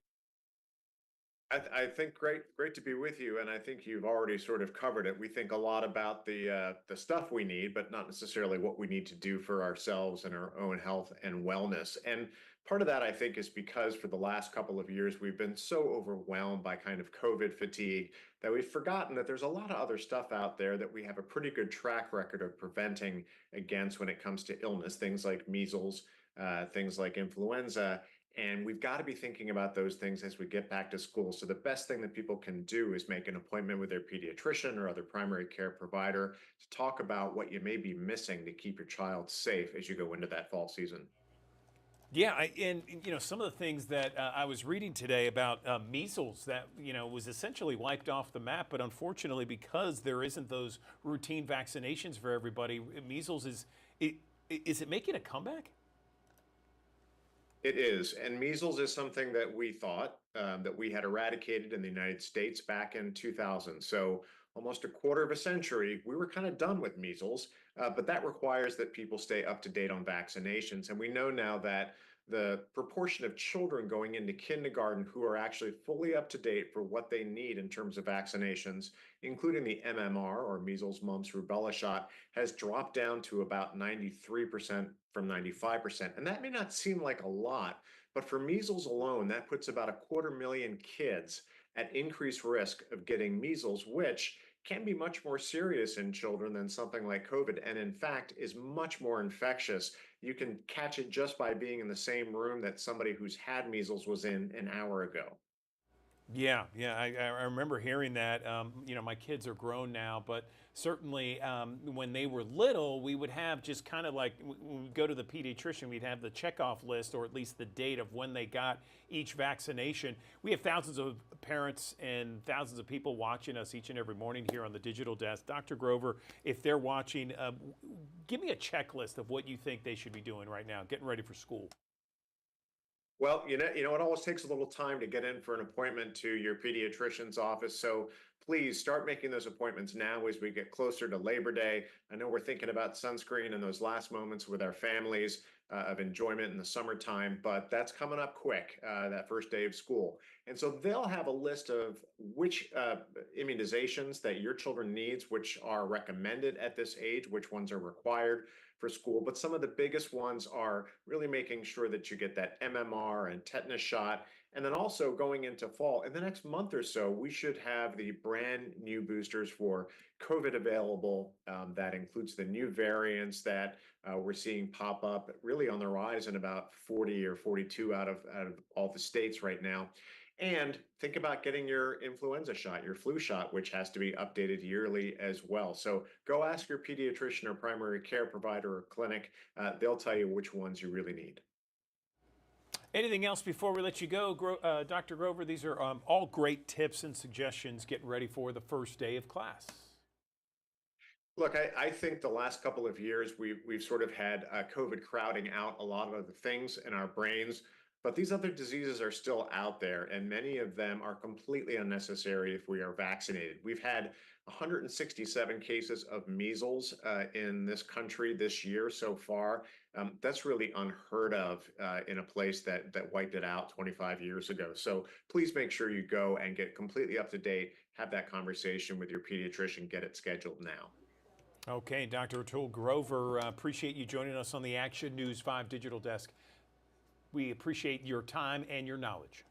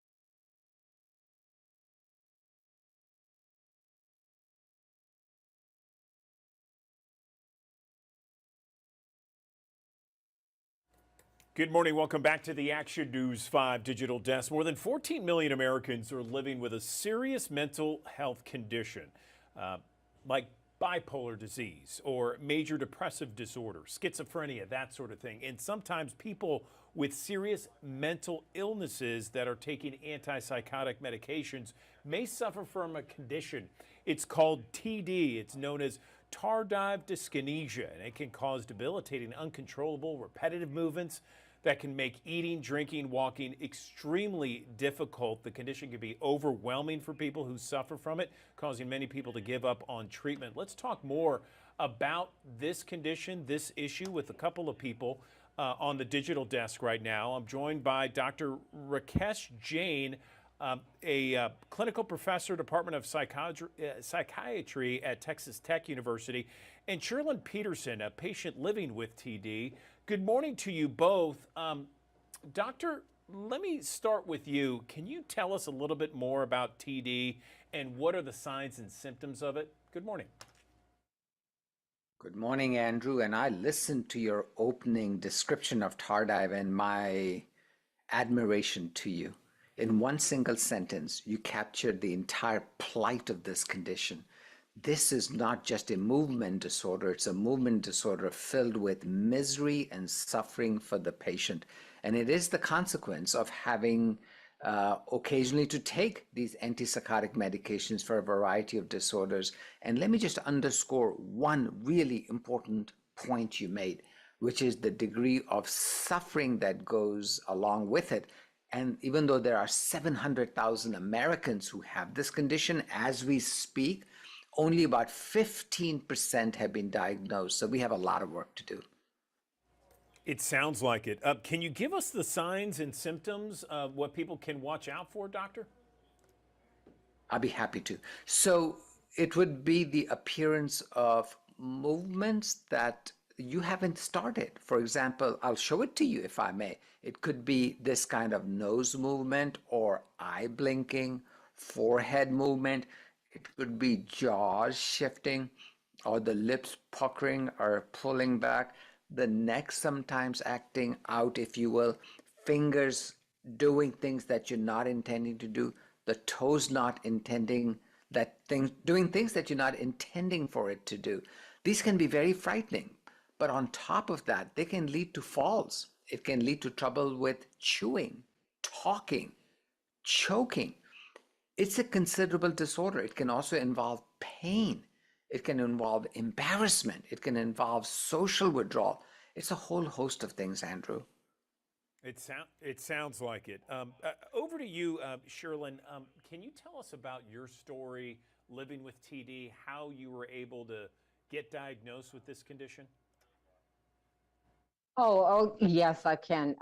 Andrew, I must say that I'm excited to be here and share my TD story on behalf of Teva. I was diagnosed with TD in 2018. Prior to that, my symptoms were facial, mostly my mouth. My lips would tremble.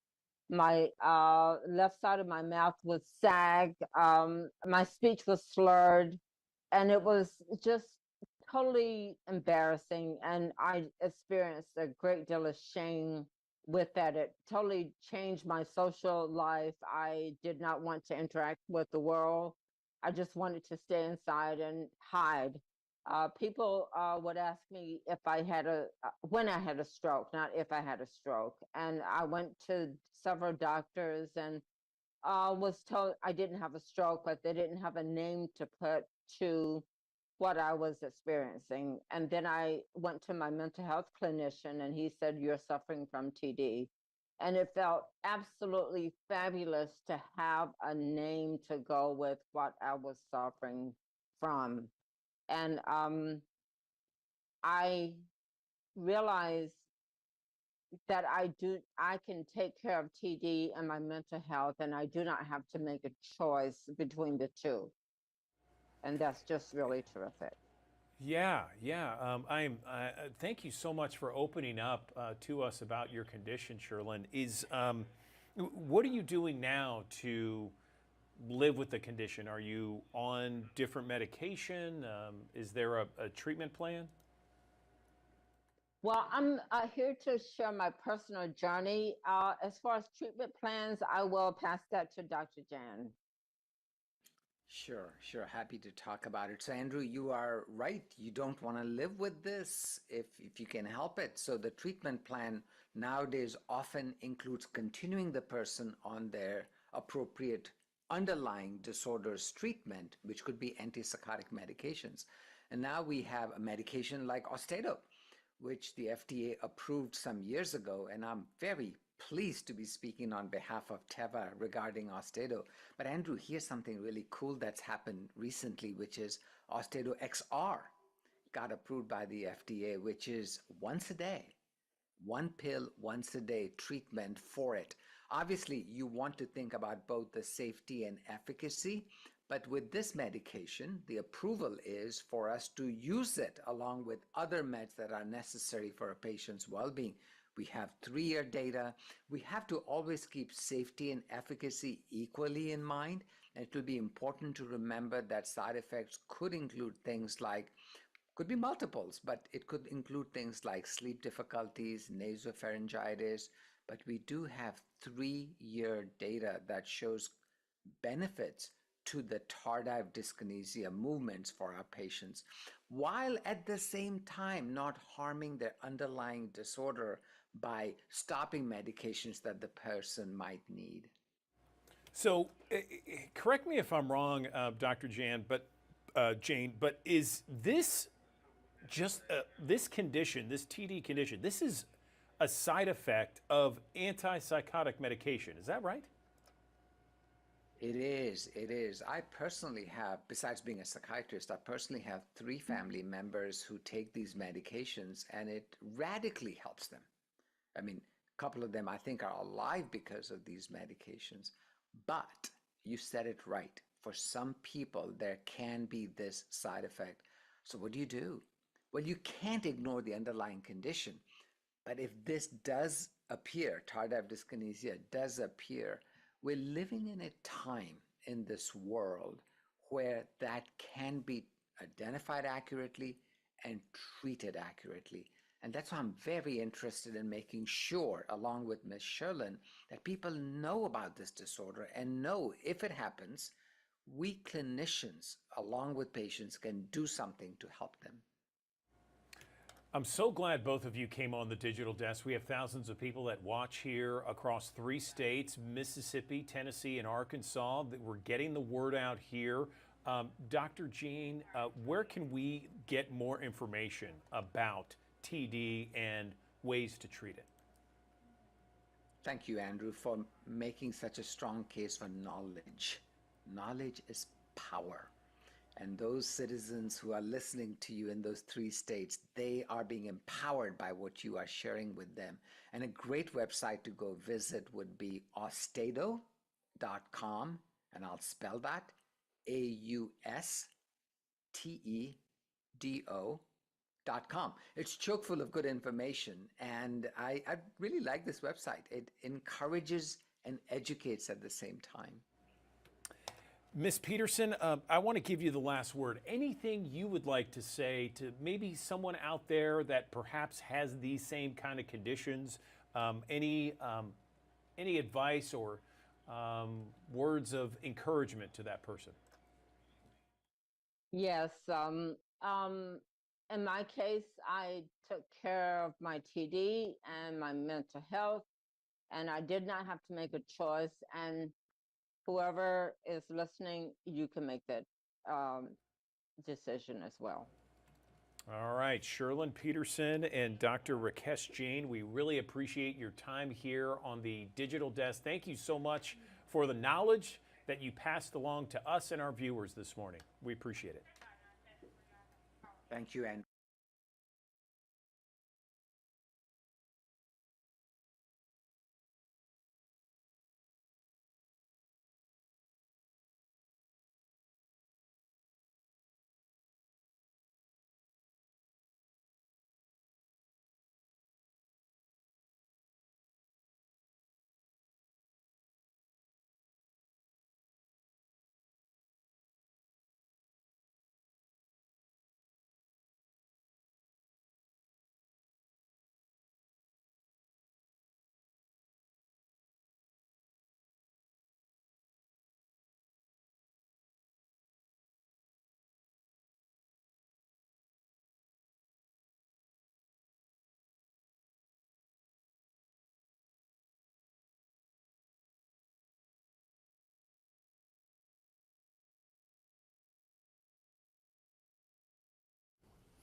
Thanks for joining us here on the Action News 5 digital desk here on a Friday. It's not as humid, or at least trending not as humid, but still plenty hot across the region. High temperatures lower to middle 90s this afternoon. We'll call it partly cloudy because still got that haze, that dust in the atmosphere because of the Saharan dust layer that has moved over the area. Now, it will get scoured out just like the humidity will get scoured out through the course of the day, but before that happens, still going to be plenty hot across much of the area. Look at the feels like temperatures today. Blytheville up towards Dyersburg around 100, closer to 100 to 105 along the I-40 corridor. Head south of I-40 across portions of northwest Mississippi and east central Arkansas. Some of these spots here 110 to 115 still today in places like Marks, Clarksdale, Tunica, Helena, West Helena. So excessive heat still possible in parts of the Mid-South, other portions of the Mid-South, and actually the vast majority of the Mid-South falling short of that, but still plenty hot that you need to be prepared for. Thankfully for us, the humidity levels do start to creep back down closer to the typical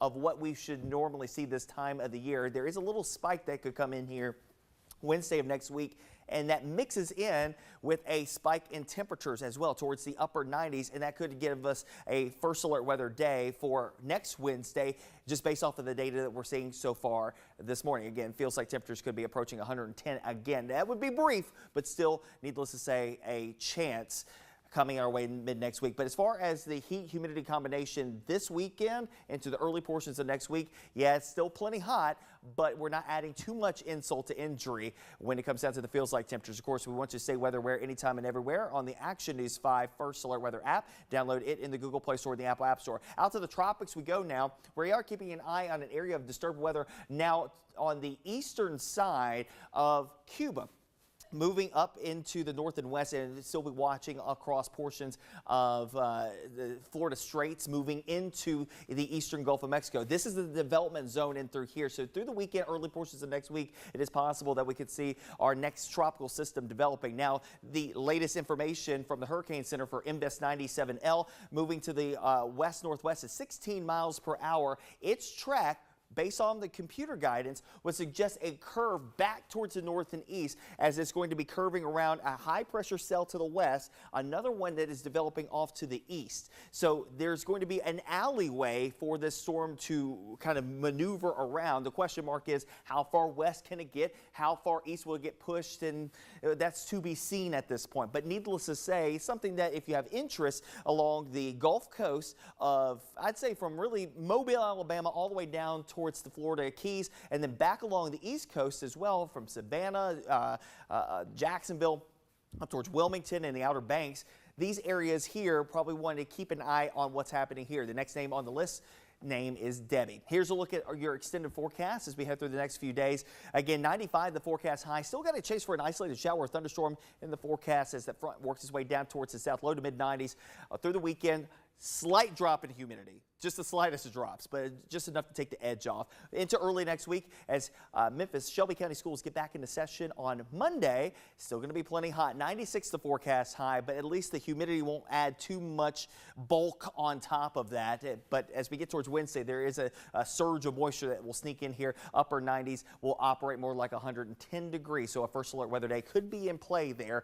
I give you a first alert to that. Still a chase for an isolated shower as we head towards Thursday, Friday of next weekend. That comes by way of a front approaching the area. That front is what will actually be a buffer zone for the potential future Debbie to get corralled around and then work its way to the north and east and away from our area, and eventually drag down some slightly drier air and slightly cooler air as we head towards the upcoming weekend.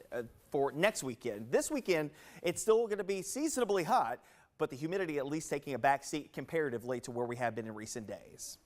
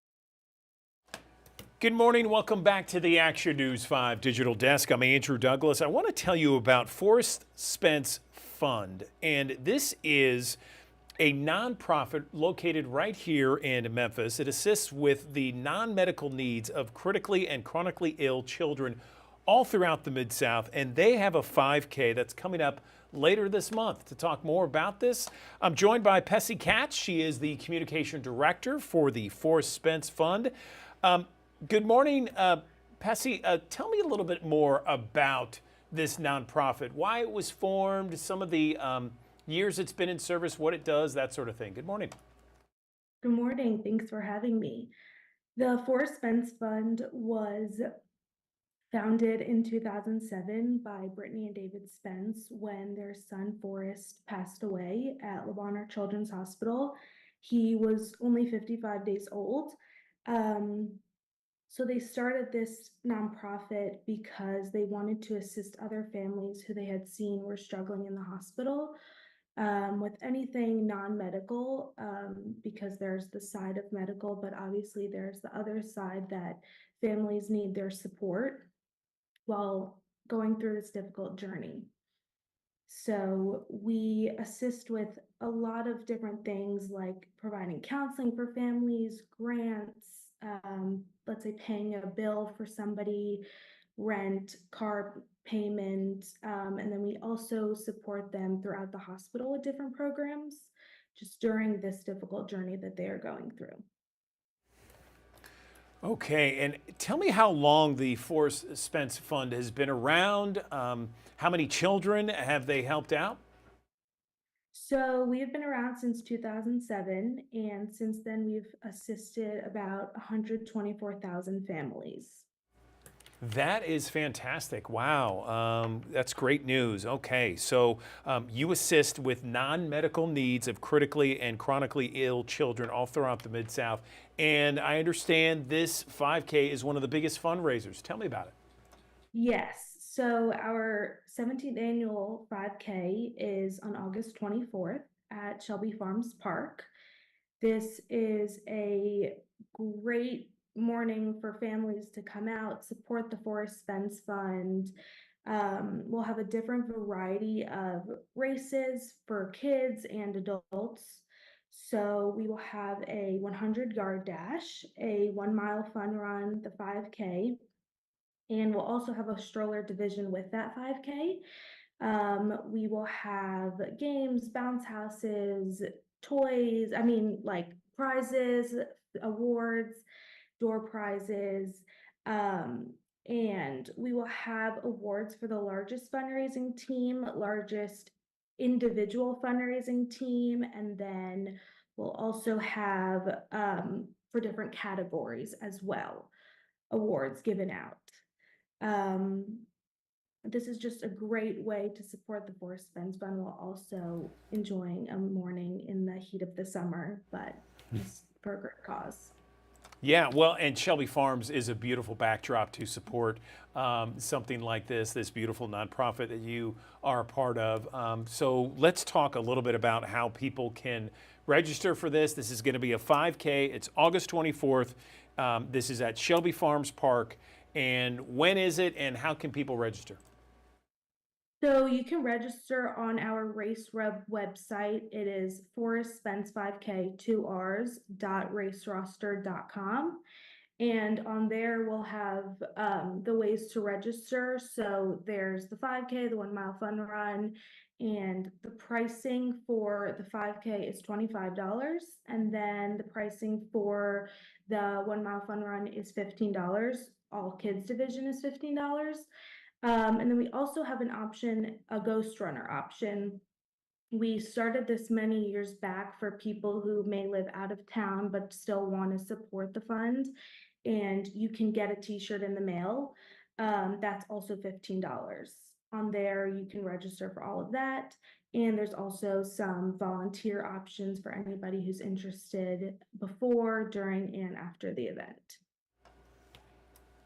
Okay, and what else would you like the public to know about not just this event, this 5K that's August 24th, only $25 to register, but also about this nonprofit, the For Spence Fund, that helps tens of thousands of children who are chronically and critically ill here in the Mid-South? Yeah. We have been around for many years, but the impact that we make on these families, whether it's providing dinner at Le Bonheur Children's Hospital once a month or just paying a rent bill for somebody, it truly makes an impact, big or small, on them because the journey that somebody is going through when they are critically or chronically ill is extremely difficult. And just to know that somebody's thinking of them, we'll give a care bag to somebody at the hospital, which is just, it's got some toys, magazines, snacks, water bottles, and that's just a way for people to know that we're thinking of them. So not only do we assist families, but we also have our fundraisers throughout the year so that we can continue to assist families. We are here in Memphis, so we are very close with Le Bonheur. We have a lot of events there for families, and then we do help out St. Jude a little bit. And then we're also in Nashville and Chattanooga, but our home base is here in Memphis. Wonderful. All right, Pessy Katz, we really appreciate your time, and good luck August 24th. We'll be rooting for you, and perhaps there'll be some people that are watching this right now signing up for the August 24th 5K at Shelby Farms Park. Thank you so much. And can we direct people to the forspencefund.org website so they can register there? Yes, there's an event page on there, and that will take you also to the 5K, and then you can also see some other events on there that we have. Perfect. Pessy Katz, thank you. Thank you. All right, another live look from our High Five camera downtown, Midtown Memphis, downtown off in the distance. We'll be talking about your forecast in 60 seconds.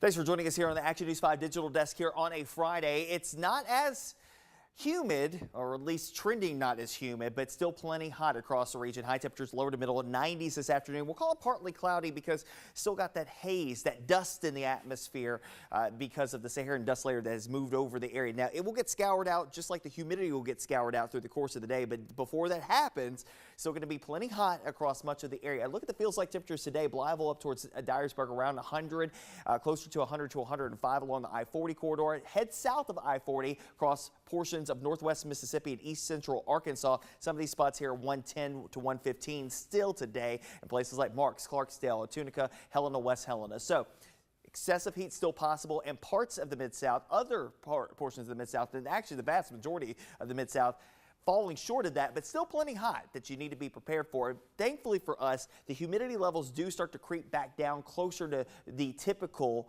of what we should normally see this time of the year. There is a little spike that could come in here Wednesday of next week, and that mixes in with a spike in temperatures as well towards the upper 90s, and that could give us a first alert weather day for next Wednesday just based off of the data that we're seeing so far this morning. Again, feels like temperatures could be approaching 110 again. That would be brief, but still, needless to say, a chance coming our way mid next week. But as far as the heat humidity combination this weekend into the early portions of next week, yeah, it's still plenty hot, but we're not adding too much insult to injury when it comes down to the feels like temperatures. Of course, we want you to stay weather aware anytime and everywhere on the Action News 5 First Alert Weather app. Download it in the Google Play Store and the Apple App Store. Out to the tropics we go now. We are keeping an eye on an area of disturbed weather now on the eastern side of Cuba.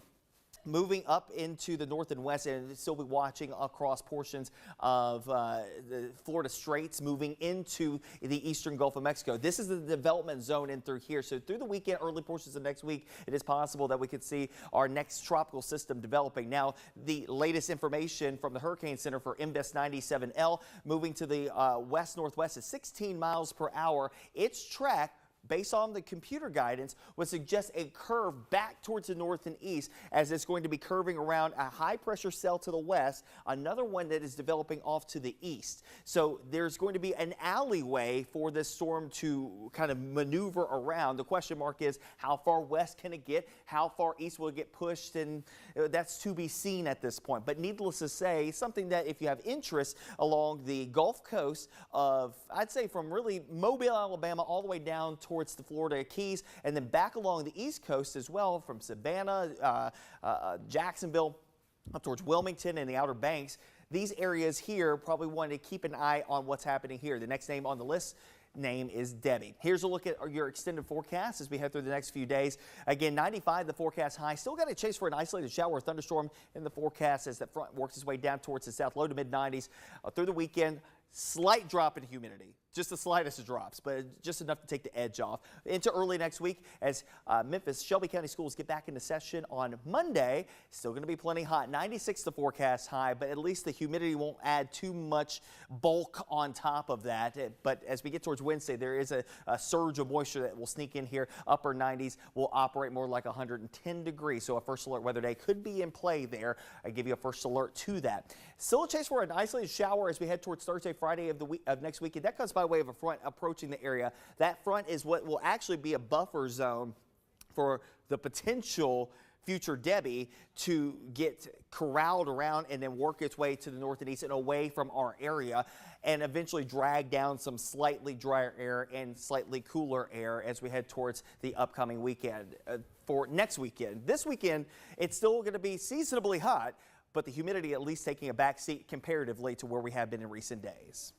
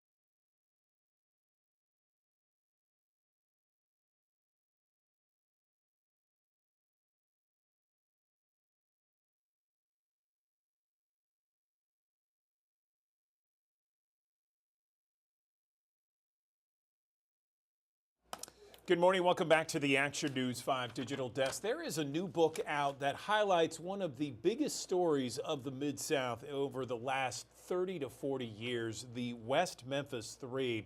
I'm joined right now by Dan Stidham. He's a West Memphis Three attorney joining us on the digital desk. And I understand, Dan, good morning to you. This story is about, untold aspects of the case West Memphis Three. Good morning. Good morning. Thanks for having me. It's a pleasure. Yeah. So anyway, I understand that you wrote this book. It's called A Harvest of Innocence. Tell me some of the reasons why you wrote this book. There's been so much in the public domain about this case. It's certainly gone national with a number of different documentaries surrounding it. Tell me what's in this book and why you felt the need to write it. Well, there's a lot of mythology out there about the case, and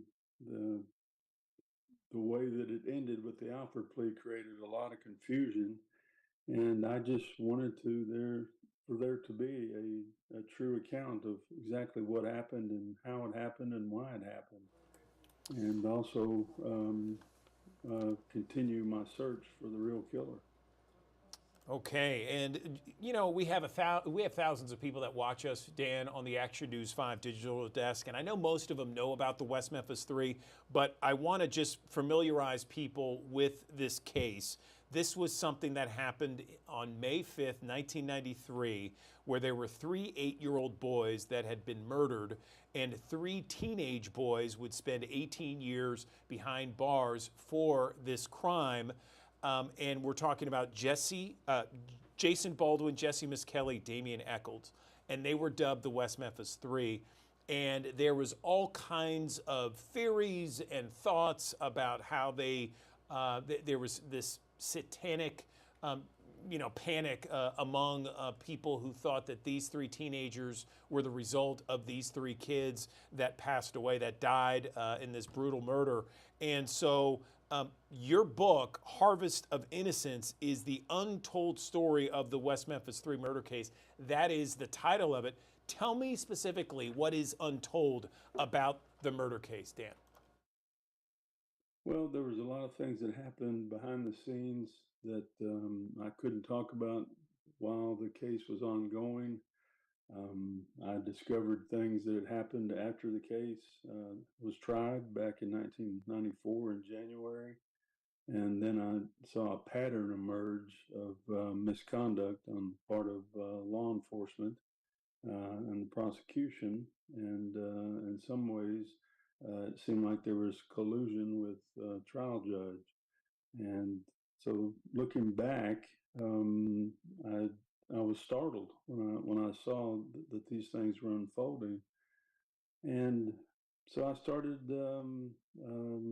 going back through my case file after I got it back and looking at things. And one of the things that I did is I received an entire copy on DVDs of both trials, and I went back and started watching.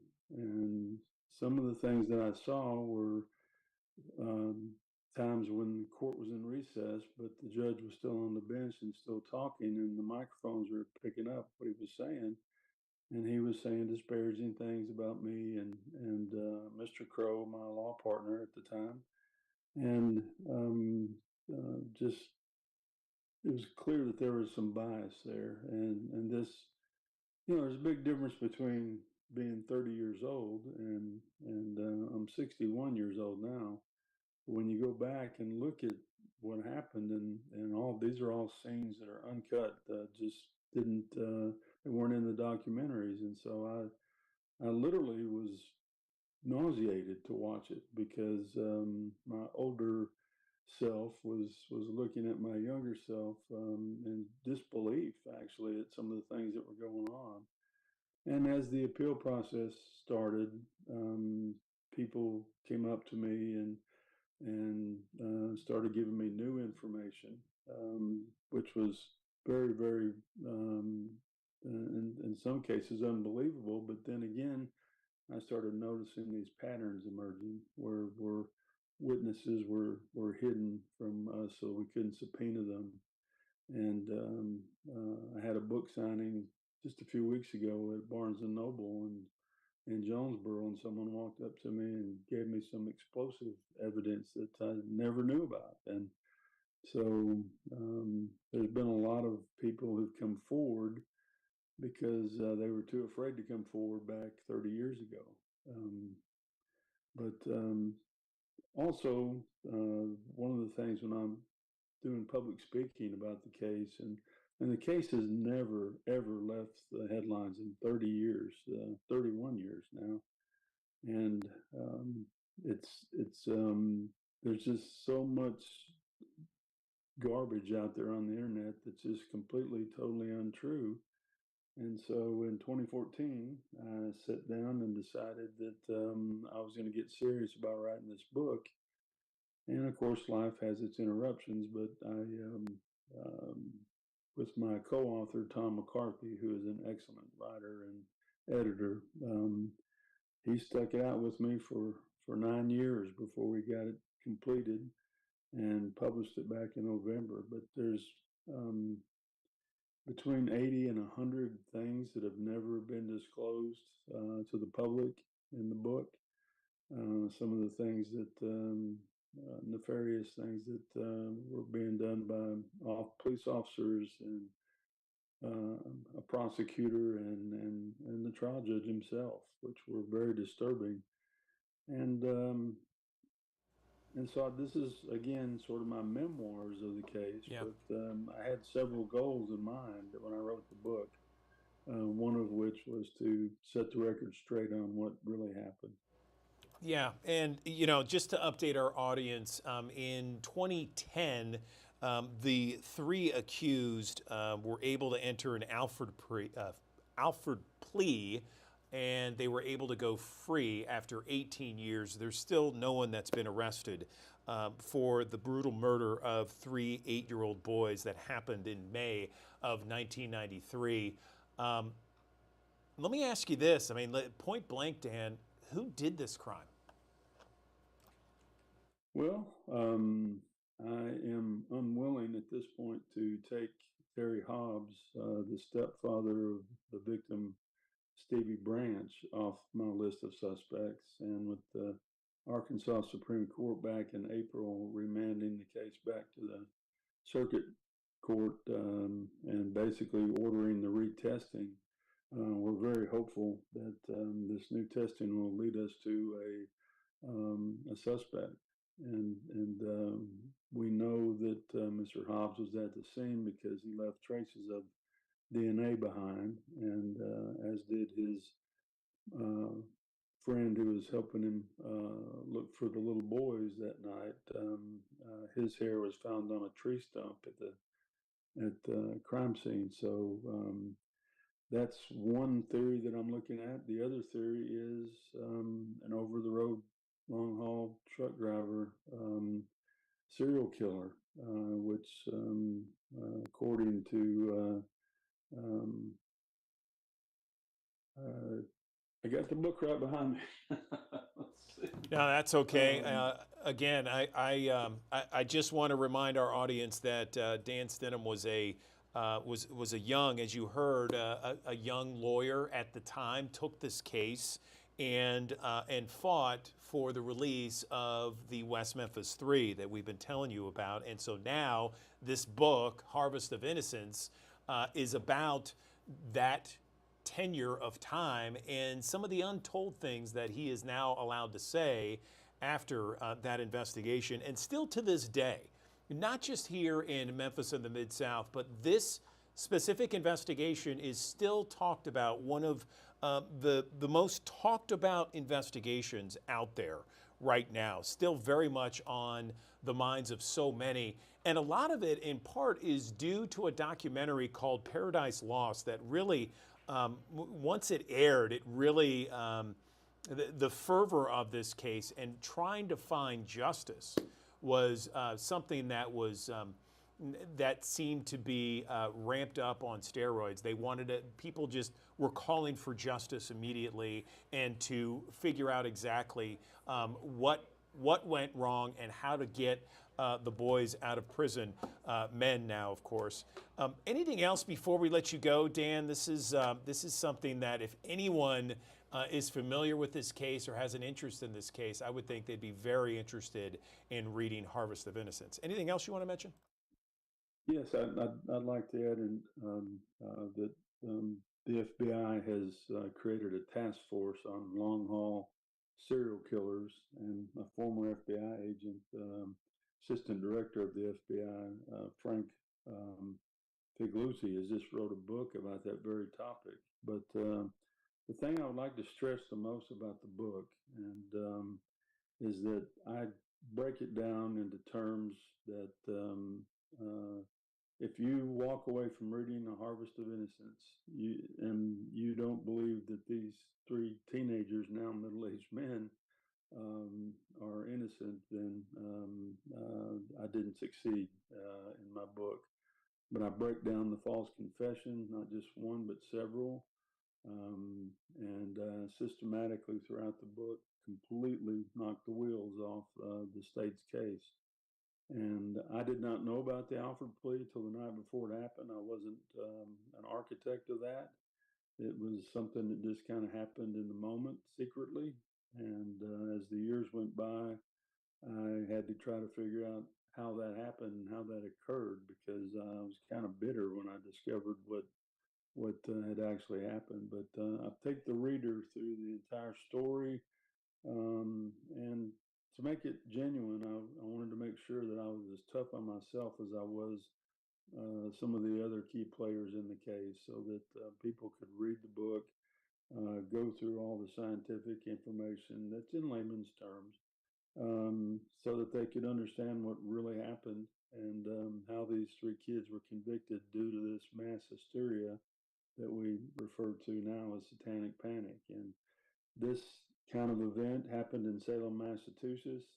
300 years later, it happened in West Memphis, Arkansas, and it's going to keep happening until we address the issues with some criminal reform, which would be pretty easy to implement, but it's been a struggle for all these years. Dan Stidham, the West Memphis 3 attorney, now has a new book, Harvest of Innocence, The Untold Story of the West Memphis 3. It still remains one of the most discussed true crime stories today. Dan, I really appreciate you coming on the digital desk. Thank you for giving us a heads up on this book, and we appreciate your time.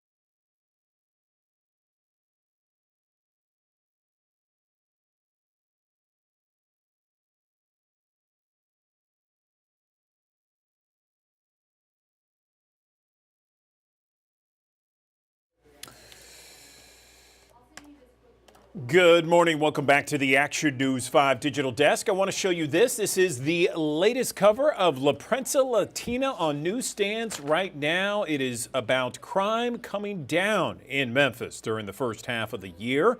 Memphis experienced a significant drop in crime rates. It's the top story at Memphis's largest bilingual newspaper. And joining me now is the CEO of La Prensa Latina, Jairo Aguirre, joining us on the digital desk. Jairo, how's your week so far? Good morning.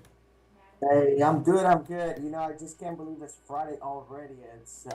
I feel like I just started like my Monday, Tuesday, like just a day or ago. So it's going by really fast. The summer's going by really fast, and we're already 6 months in. And just like you said, 6 months in, we already got some of the reports of crime, and it's down 17.5%. So that's incredible. That's incredible thanks to the efforts of the city, of course, MPD, and we'd love to see that, especially like in the Hispanic community where there's a lot of crime that's also goes sometimes unreported, right?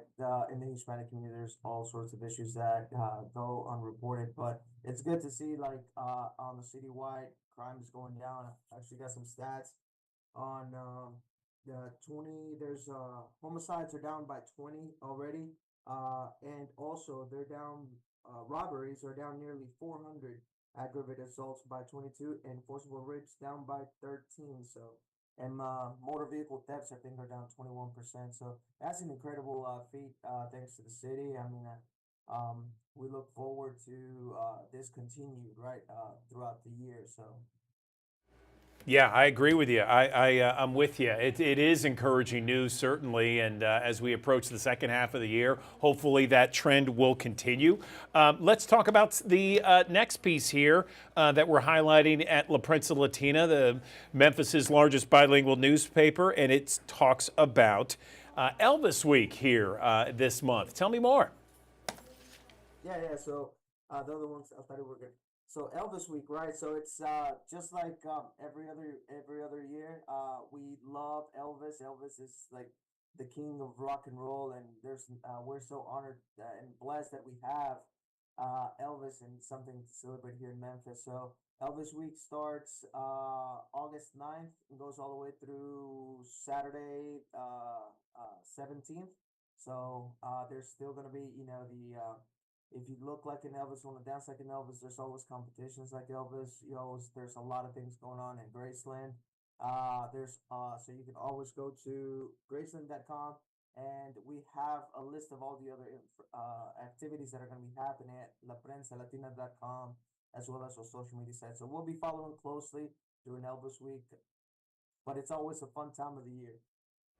Yeah, no question about it. It is at La Prensa Latina, laprensalatina.com. The third piece is something that we're all really aware of here at Action News 5, Jairo, and it is the Olympics and the Olympic coverage.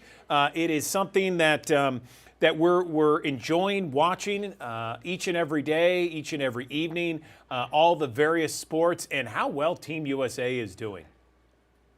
Yeah.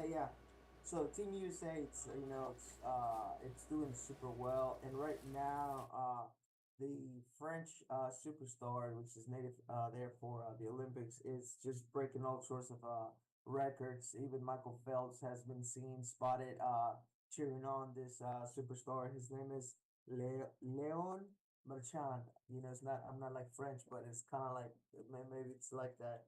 But he's said to be the new face of world swimming in Paris 2024, and he has been established as the new king.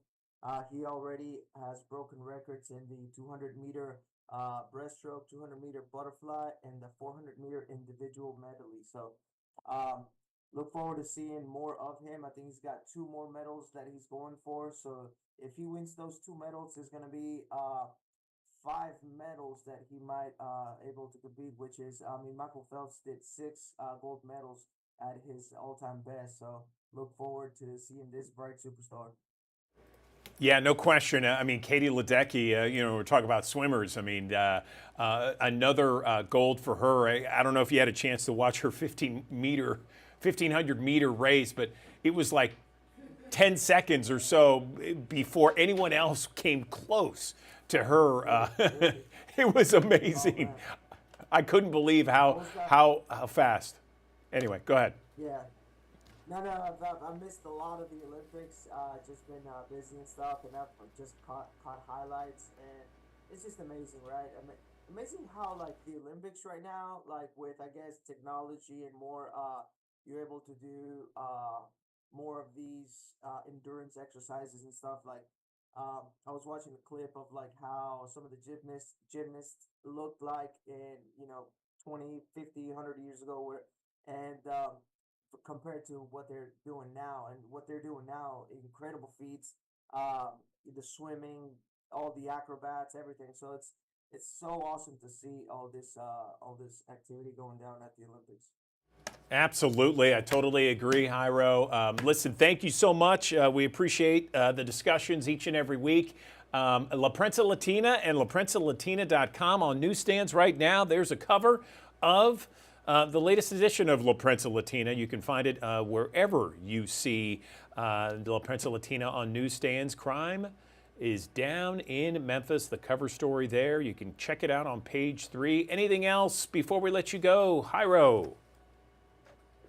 No, just that's it. We want to congratulate the Olympics, Team USA for 9 gold. I think we got 8 silver in there. So, continue to root on for Team USA. Thank you, and we'll see you next Friday. Okay, Jairo Aguirre, thank you so much. We appreciate you and all of your staff there at La Prensa Latina. Thank you very much. All right, another live look from our Midtown High Five camera where it is warming up nicely. 85 degrees at 9:37. Let's talk about your forecast in 1 minute.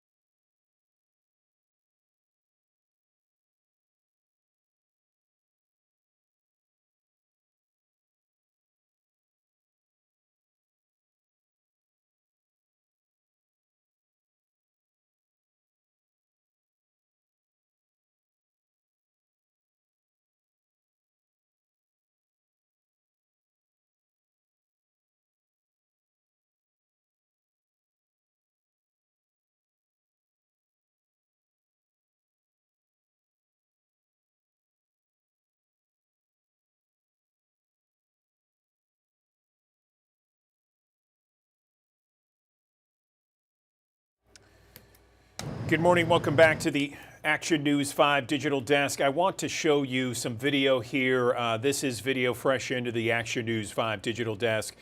This is all stemming from what happened earlier this morning at 3:06 Friday morning. This morning, there was a brutal collision between a gray Nissan and an MPD cruiser.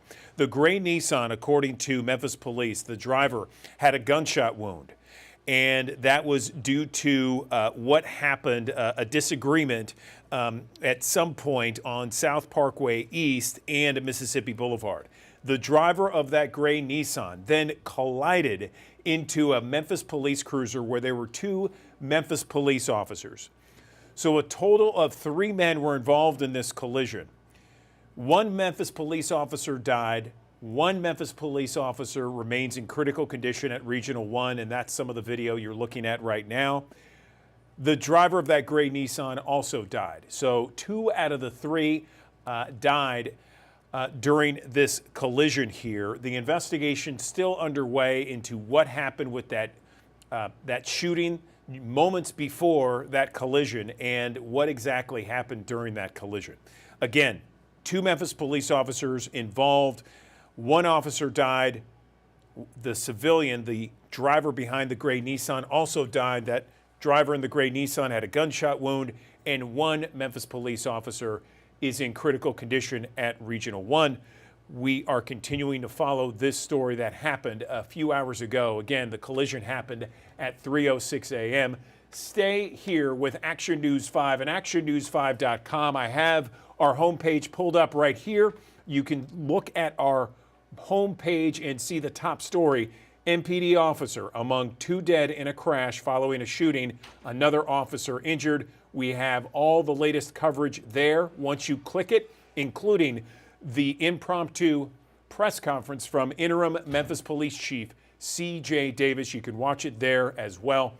We'll continue to follow this throughout the day on Action News 5 and actionnews5.com.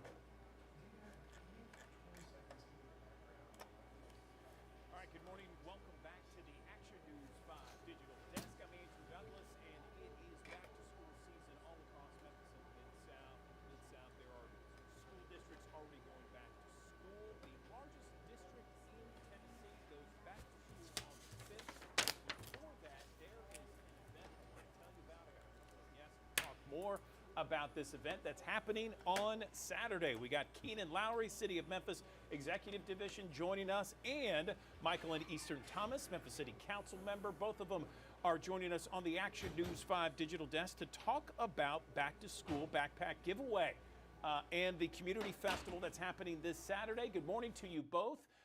Council member Michael and Eastern Thomas, let's begin with you and tell me about this event that's on Saturday. It sounds like a great time. Good morning. Yes, I'm always excited to host and attend things that are done by the community. And this one is a little special, and I'll let Keenan let you in on that. But we're just so glad to be able to bring this to the Ed Rice Frazier North Memphis community. This is not the first year, and it's always good to support something that's sustainable and that's going to continue to give back to the people in our neighborhoods. Okay, and Keenan, you and I got the memo with the dress today. I appreciate Yes, good morning, Andrew. Gotta say, you look great. But yes, on Saturday, August 3rd, 2024, from 11 to 2 p.m., we're gonna be at the Ed Rice Community Center for the 6th annual Back to School Backpack Giveaway and Community Festival. And this year is really special. I started the Dreams Foundation when I graduated college. And now I've had the opportunity to have friendships and partnerships and have the support of the city of Memphis and Councilwoman Michael and Easter Thomas and Councilwoman Rhonda Logan. So it's going to be an amazing day. And Walmart is going to be helping us as well. It is our goal to give out 500 backpacks that day. And so it's going to be an amazing event. That sounds fantastic, and it really sounds like a great time. That's this Saturday, August 3rd, from 11 to 2, Ed Rice Community Center. Tell me about the need and why this is happening, and it's been happening now for 6 years. Michael and Eastern Thomas, we'll start with you. Well, we know, Andrew, that in our city, we have a lot of school-age children, and a lot of them are in the same impoverished environments and situations that their families are in. And so we're all trying to do our part on the legislator side, for our churches, for our organizations, and such as Mr. Lowry and the Dreams Foundation, being able to see that need and meet it at the beginning of the school year. As an educator, a career-long educator, ensuring that your students are well resourced in the beginning helps give you a start to a great school year. You want to make sure that students are supported, that they feel encouraged and empowered when they walk into the school building on the first day, and that they aren't worrying about, well, do I have pencils or notebooks or a backpack? But there will also be eye screenings there. So we know a lot of times that vision can impact students as well. So Mr. Lowry and the Dreams Foundation is really trying to bring all the resources under one roof, a new community center at that, so we can be able to really meet the need of all of the school-age children that we can, those 500 on this Saturday. And Keenan, we have thousands of people that watch us each and every morning here on the digital desk, and perhaps there's some parents, some students out there that want to be a part of this, that want to be a part of this backpack giveaway at the Ed Rice Community Center. What's the best way that you would advise them to be a part of it? Can they just show up? Do they need to register? No, they do not have to register. They can just show up. Preferably, we want them to bring their students. And I want to talk a little bit about why I do this. So the Dreams Foundation was birthed out of my own personal journey. I didn't take high school really seriously. And so that led me not to be able to graduate high school. And so I had to go and get my GED. And since I came home, I said, how can I be or make an impact in the Memphis community? And I've been committed to that for the last 6 years. And so I just want young Memphians and young students to know, like, no matter where they come from, no matter what decisions they've made in my life, in their lives, that they can achieve their wildest dream. That's why I named it the Dreams Foundation. And so I want people to be a part. I want parents to be a part. I want the community to be a part because so many people talk about the negative things about Memphis, but Memphis is an amazing place. It's a place that I want to live and invest my life in.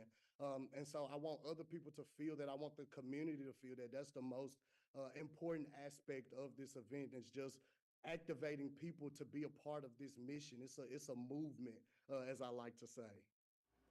I agree. We all love Memphis, and we're so glad that you guys have set up this event for this Saturday, August 3rd, from 11 to 2 at the Ed Rice Community Center.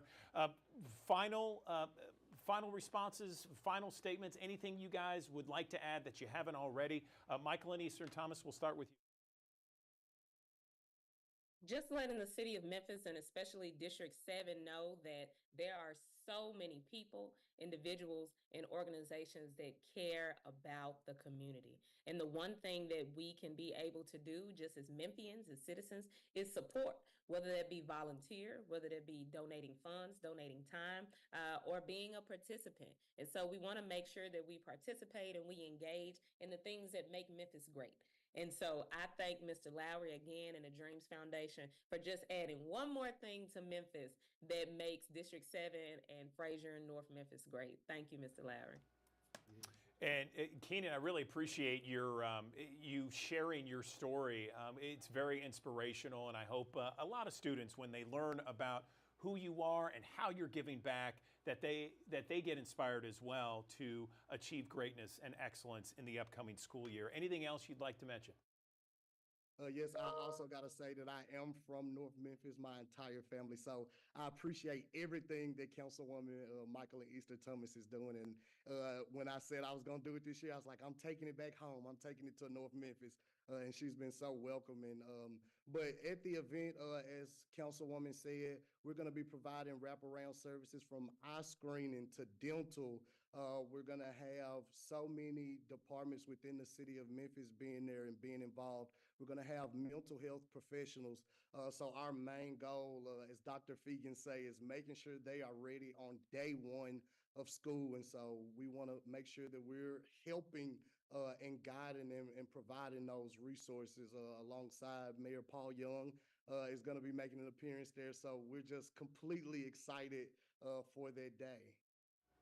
Wow. Okay. Well, Keenan Lowry, Michael and Eastern Thomas, thanks for joining us on the Digital Desk and explaining this great event that's happening Saturday, August 3rd from 11 to 2 at Ed Rice Community Center. We appreciate you, and I know all those students and parents and grandparents appreciate the giveaway this Saturday.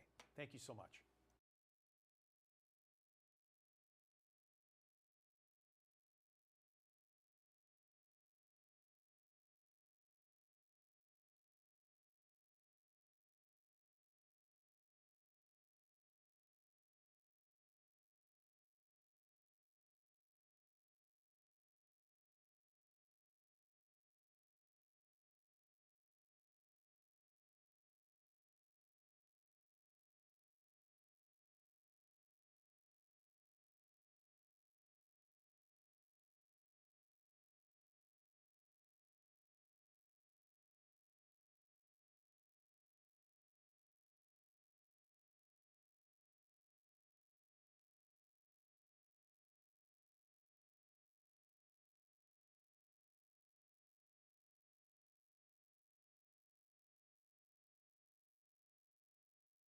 To the Action News 5 Digital Desk, I want to tell you about something that's happening on Saturday, August 3rd, the Mommy and Me Baby Expo. And I'm joined right now by someone to give us some more info on what to expect.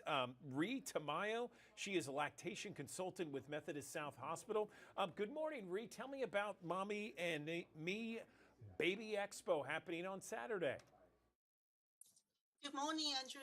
Yes, so it's a family-friendly event with health education and prenatal information for expectant mothers and their loved one and family members. Also, this expo, they can meet maternity staff at Methodist South Hospital and learn more about services that we offer, like my monthly breastfeeding education class. And it'll be held this Saturday on August 3rd from 11 to 2 p.m. at Southwest Tennessee Community College, Whitehaven office. The address is 1234 Finley Road, and it's across the street from Methodist South Hospital. To learn more about it, you can go to methodisthealth.org/babyexpo.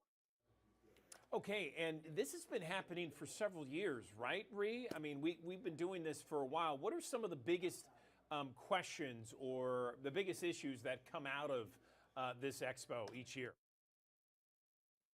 Actually, so yes, that's correct. It's quite quickly becoming one of our signature events at Methodist South. But to be honest with you, this is my first year because I joined Methodist South last year, but I have been with Methodist family since 2021. It's exciting for me because I don't know, I don't know how many people is going to show up. I'm hoping everyone's going to come. It's been 5 years, I heard, since we had face-to-face Baby Expo. Okay, that's great. So, so tell me, this is an event that's for everybody, right? There's no charge or anything like that. That's correct. It's free of charge, and there will be plenty of parking space for everyone. So it's going to be very convenient for expectant mothers.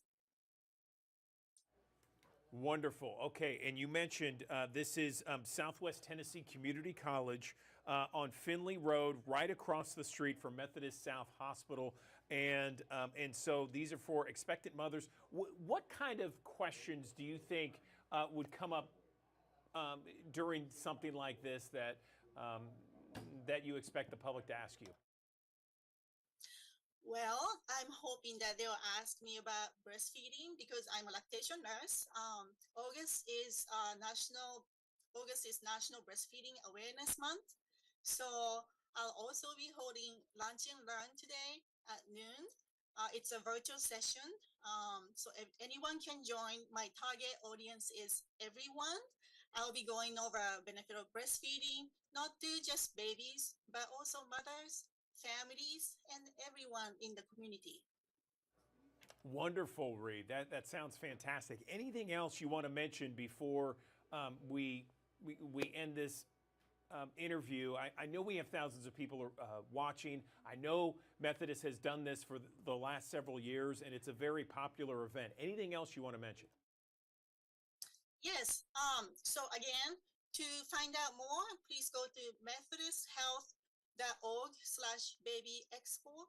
And to join my Lunch and Learn today at noon, it's methodisthealth.org/lunch and learn. Okay, Reed, we really appreciate your time this morning here on the Action News 5 Digital Desk. Congratulations. We appreciate it, and have a great time on Saturday. Thank you so much. Thank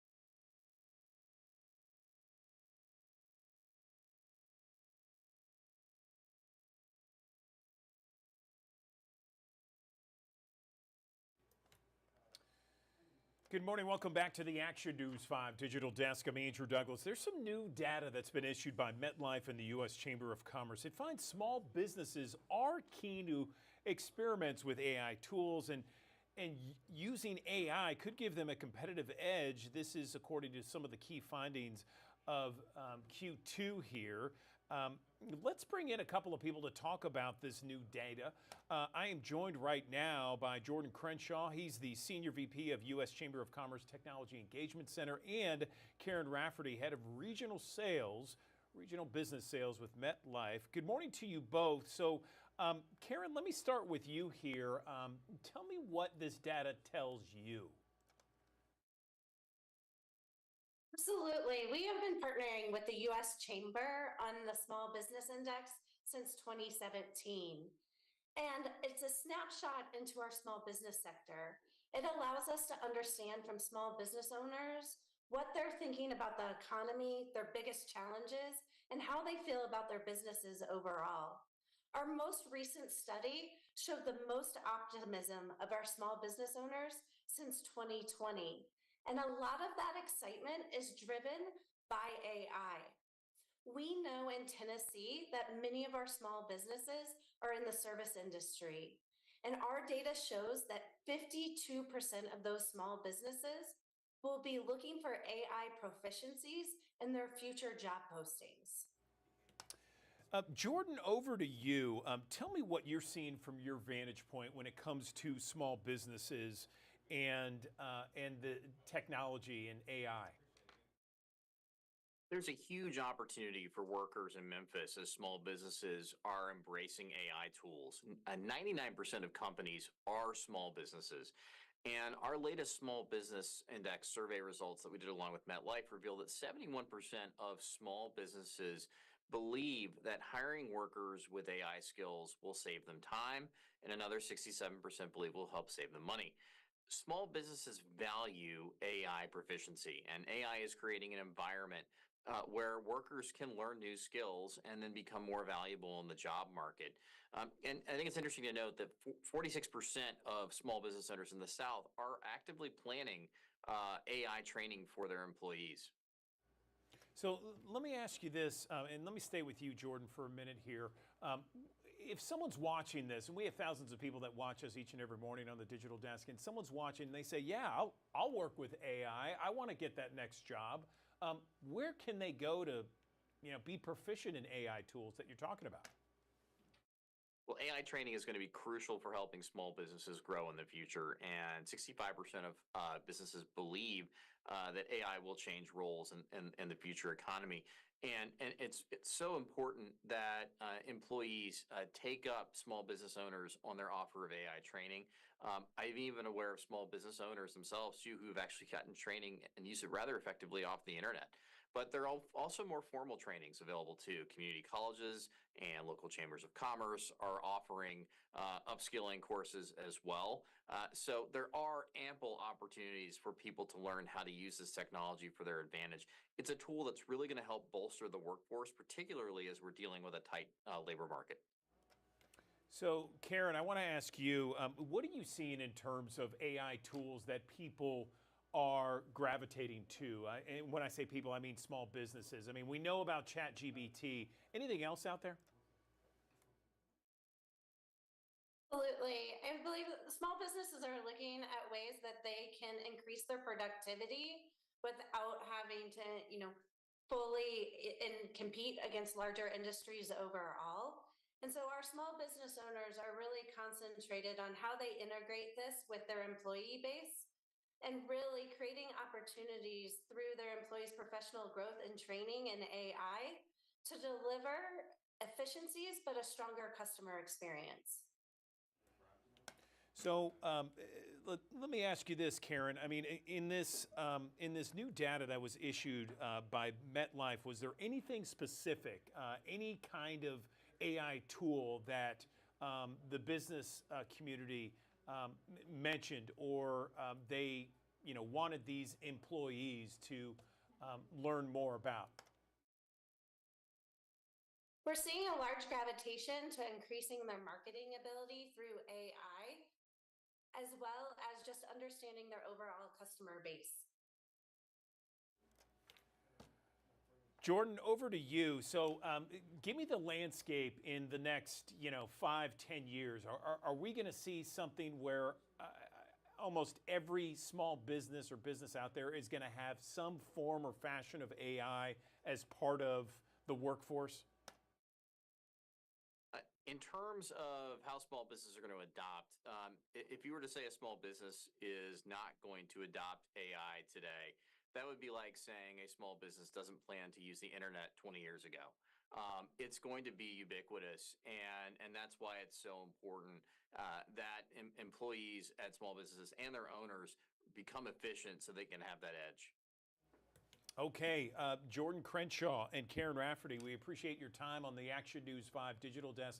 Thanks for the deep dive on the topic and keeping us informed on what's happening with small businesses and AI tools. Anything else you guys want to mention before we let you go? I leave it open to both of you. Well, if you'd like to learn more, you can actually visit us at uschamber.com to dive more into the report. Okay, appreciate it. Thank you, guys.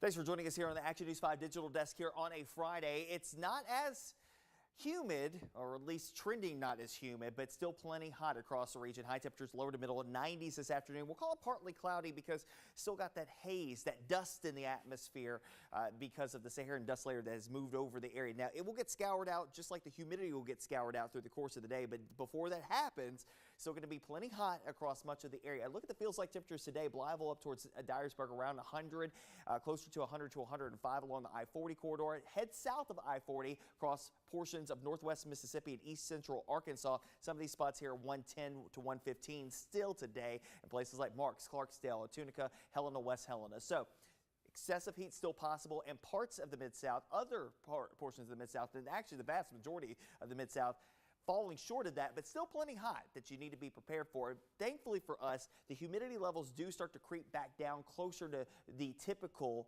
of what we should normally see this time of the year. There is a little spike that could come in here Wednesday of next week, and that mixes in with a spike in temperatures as well towards the upper 90s, and that could give us a first alert weather day for next Wednesday just based off of the data that we're seeing so far this morning. Again, feels like temperatures could be approaching 110 again. That would be brief, but still, needless to say, a chance coming our way mid next week. But as far as the heat humidity combination this weekend into the early portions of next week, yeah, it's still plenty hot, but we're not adding too much insult to injury when it comes down to the feels like temperatures. Of course, we want you to stay weather aware anytime and everywhere on the Action News 5 First Alert Weather app. Download it in the Google Play Store and the Apple App Store. Out to the tropics we go now. We are keeping an eye on an area of disturbed weather now on the eastern side of Cuba, moving up into the north and west, and still be watching across portions of the Florida Straits, moving into the eastern Gulf of Mexico. This is the development zone in through here. So through the weekend, early portions of next week, it is possible that we could see our next tropical system developing. Now, the latest information from the Hurricane Center for MBES 97L, moving to the west-northwest at 16 miles per hour. Its track, based on the computer guidance, would suggest a curve back towards the north and east, as it's going to be curving around a high pressure cell to the west, another one that is developing off to the east. So there's going to be an alleyway for this storm to kind of maneuver around. The question mark is, how far west can it get? How far east will it get pushed? And that's to be seen at this point. But needless to say, something that if you have interest along the Gulf Coast of, I'd say from really Mobile, Alabama, all the way down towards the Florida Keys, and then back along the East Coast as well, from Savannah, Jacksonville, up towards Wilmington and the Outer Banks. These areas here probably want to keep an eye on what's happening here. The next name on the list is Debbie. Here's a look at your extended forecast as we head through the next few days. Again, 95 the forecast high. Still got a chase for an isolated shower or thunderstorm in the forecast as that front works its way down towards the south, low to mid 90s through the weekend. Slight drop in humidity, just the slightest of drops, but just enough to take the edge off. Into early next week as Memphis, Shelby County schools get back into session on Monday. Still going to be plenty hot. 96 the forecast high, but at least the humidity won't add too much bulk on top of that. But as we get towards Wednesday, there is a surge of moisture that will sneak in here. Upper 90s will operate more like 110 degrees. So a first alert weather day could be in play there. I give you a first alert to that. Still a chase for an isolated shower as we head towards Thursday, Friday of the week of next weekend. That comes by way of a front approaching the area. That front is what will actually be a buffer zone for the potential future Debbie to get corralled around and then work its way to the north and east and away from our area, and eventually drag down some slightly drier air and slightly cooler air as we head towards the upcoming weekend. For next weekend, this weekend, it's still going to be seasonably hot, but the humidity at least taking a back seat comparatively to where we have been in recent days.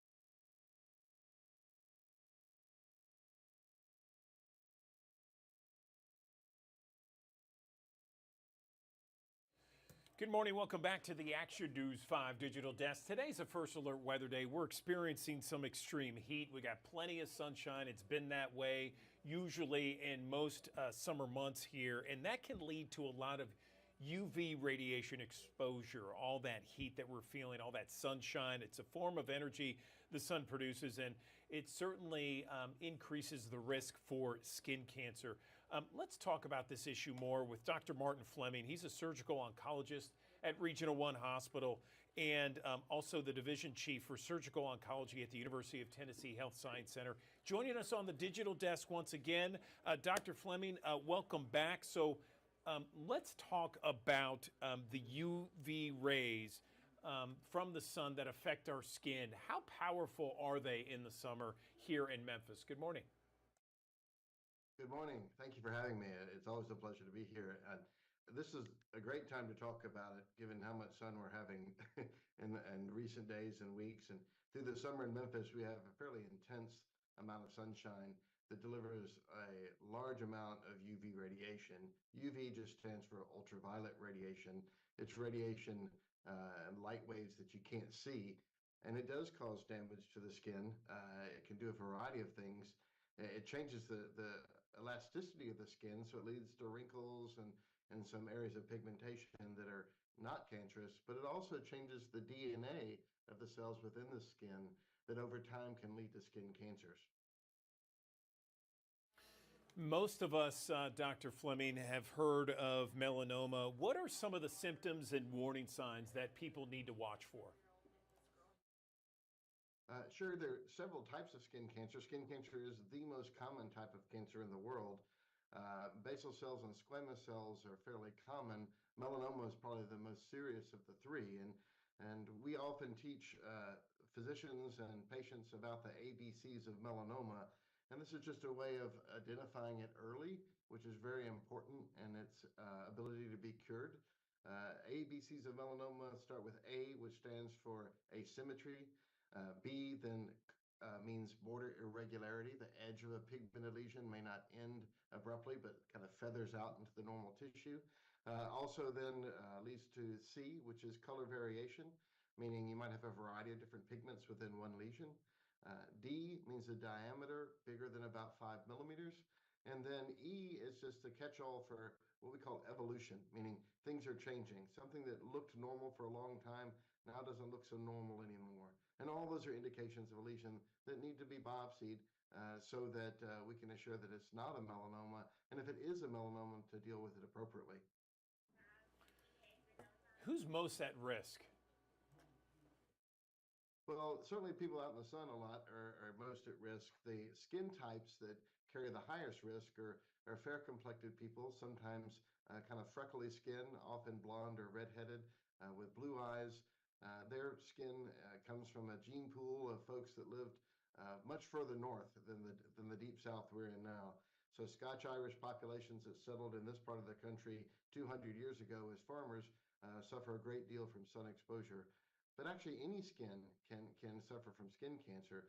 Even the darkest skin, African American people, Asian people, they can get melanoma, and so skin lesions shouldn't be ignored, and sun exposure still can play a role in their skin cancer development.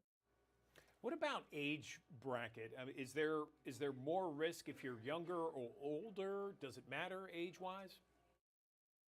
Well, certainly the sun exposure is a cumulative event. So sun exposure that you experienced when you were a child or a teenager or a young adult contributes to your risk of skin cancer when you're 50, 60, or 70 years old. But even pediatric patients can get skin cancers and melanomas, and I've had the pleasure of working with a team at St. Jude when we have those unfortunate events. They're much rarer, but they certainly can happen. So even teenagers and young adults can have lesions that need to be seen by a dermatologist to be evaluated for possible skin cancer, but it's certainly much more common in people once they've reached 50, 60, 70 years old. We know skin cancer, or sunscreen is one of the best methods to protect our skin from cancers, skin cancer. Is there a certain kind of sunscreen that we should be looking for? Maybe certain ingredients that we should look for and some ingredients that we should look out for and make sure it's not in the sunscreen? I've heard like there are certain ingredients you should not have in sunscreen too. Yeah, most of the ingredients that are harmful to you have been taken out of sunscreens long ago. I tell patients all the time, the best sunscreen is one that you'll actually wear, because if it's sitting in the bottle, it's not doing you any good. So that has to do with a little bit of just preference. Some sunscreens are more like lotion, so they're more oily based and almost like skin hand lotion. Others are more alcohol based, so they go on, they dry, and they're more clear and feel less oily to touch. So that's just a preference. But within the different types of sunscreen, I think the highest SPF possible is important. SPF is the number you see on the bottle that stands for sun protecting factor. And the higher the number, the more sun protection you get. It's probably true that SPF 100 doesn't give you twice SPF 50, but it gives you more sun protection than SPF 50. So I do work medical activity around the world through our global surgery efforts here at UT. And my skin is not made for sun at the equator. And I use SPF 100 sunscreen, and I come back basically having gotten no sun. So it definitely works, but you have to use it. There are also some sunscreens that are designed to be more adherent in the water. There are several varieties specifically designed for people that spend a lot of time in water sports or for small children during the summer in the swimming pool. Those are great alternatives so that you don't have to keep reapplying during the day if you're going to be in and out of the water during the summertime. When is too much sun apparent to everybody? Like, what are the factors? You know, how do you know when you've gotten too much sun? Well, they're the obvious things. People know when they've gotten a sunburn. It's very uncomfortable. But even a small amount of sun, cumulative over time, can be detrimental in someone who is at high risk. So I tell people just avoid the intense periods of sun during the summertime if you can. Between 10 and 2 or 10 and 3, when the sun is at its highest, is when you get the most UV exposure if you're outside. So, if you're at the beach or at the lake, try to go inside around lunchtime and hang out until later in the afternoon when the sun's not quite so intense. I think it's very important that people live their lives and do the activities that they enjoy doing, that give their life meaning and give them joy, but be prudent about it. Hats are very helpful. There's clothing now that has SPF factor built into it. So if you're a fisherman or a gardener, you can wear clothing that will protect you from the sun, that's designed to be worn during hot weather, so it's not hot to wear. So all those things can be done, and just minimizing sun exposure in general is always a good idea, especially if you've already experienced some sort of skin cancer. All right, Dr. Martin Fleming, great advice, great tips, suggestions for all of us to have a safe summer and making sure that we stay safe in the sunshine with all that sun out there. We appreciate your time this morning. Thank you. Thank you for having me. Always a pleasure to be here. All right.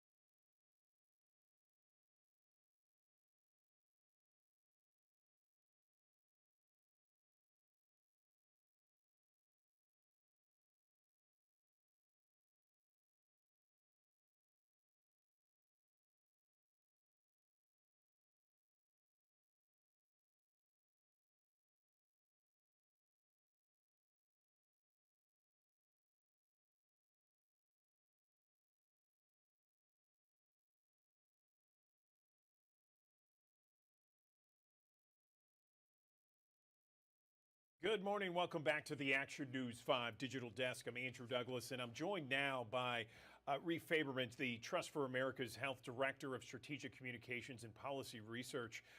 Good morning to you. Let's talk a little bit about this new report that I'm hearing about epidemics of alcohol, drug, and suicide deaths. And give me the facts and the findings that surround this report. Good morning. Good morning. Thanks for having me.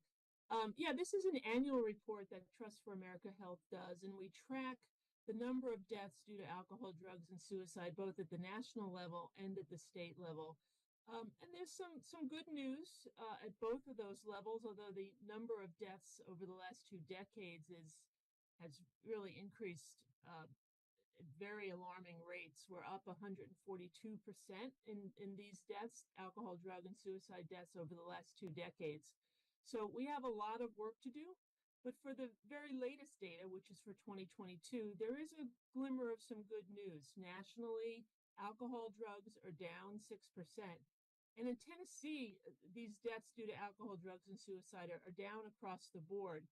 Your alcohol deaths are down 2%, your drug overdose deaths are down 1%, and your suicide deaths are down 2%. So that's good news. However, we also need to remember that even with these reductions, over 6,400 people have died in Tennessee in 2022 from substance abuse or suicide.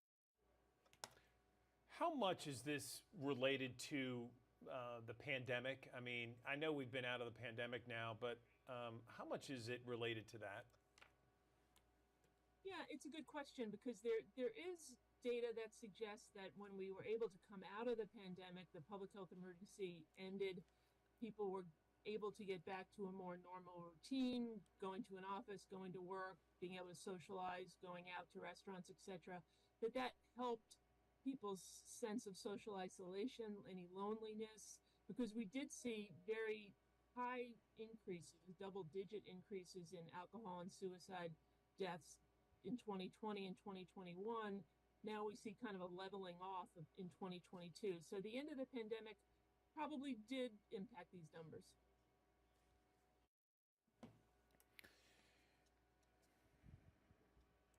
So we have these numbers. They're extremely high, even though they aren't as high as they have been in the past. They are still extremely high. How do we bring it down? Yeah, it's important to remember that even though we have seen a leveling off, the numbers across the last 2 decades are just astronomically high. So we need to do a couple of things. We need to invest in prevention programs and in the community conditions that allow people to thrive.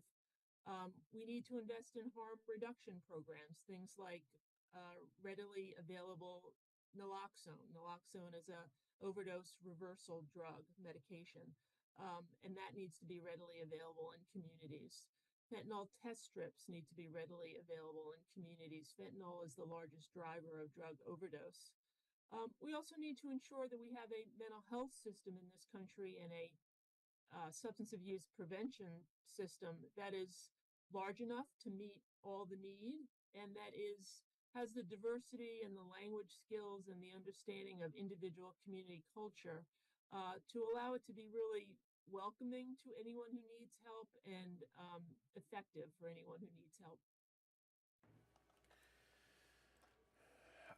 What else can we talk about with regards to this study? And, you know, we've addressed this problem, this issue. It's still a mess when it comes to our area of West Tennessee and North Mississippi, Eastern Arkansas. What else can we talk about with solutions here?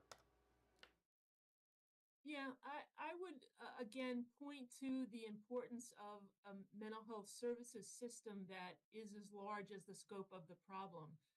Many Americans, 53% of Americans, live in mental health workforce shortage areas, which means that if a person needs some kind of mental health services or substance abuse prevention services, they're likely put on a waiting list and they have to wait until they can get the services they need. That's something that really needs to be addressed.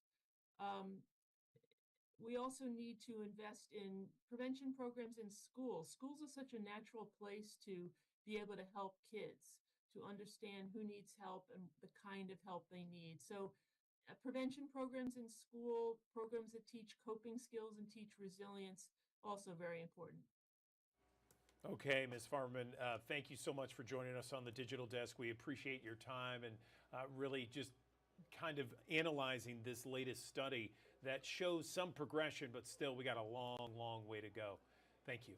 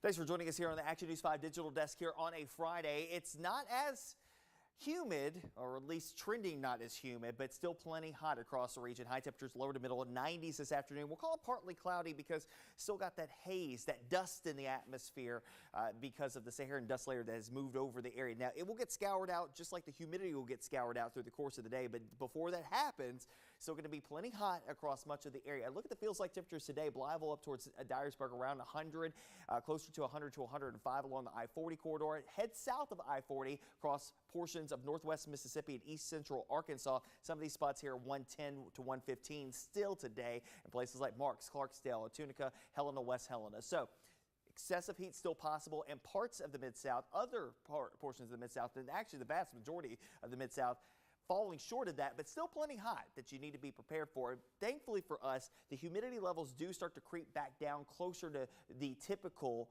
of what we should normally see this time of the year. There is a little spike that could come in here Wednesday of next week, and that mixes in with a spike in temperatures as well towards the upper 90s, and that could give us a first alert weather day for next Wednesday just based off of the data that we're seeing so far this morning. Again, feels like temperatures could be approaching 110 again. That would be brief, but still, needless to say, a chance coming our way mid next week. But as far as the heat humidity combination this weekend into the early portions of next week, yeah, it's still plenty hot, but we're not adding too much insult to injury when it comes down to the feels like temperatures. Of course, we want you to stay weather aware anytime and everywhere on the Action News 5 First Alert Weather app. Download it in the Google Play Store and the Apple App Store. Out to the tropics we go now. We are keeping an eye on an area of disturbed weather now on the eastern side of Cuba.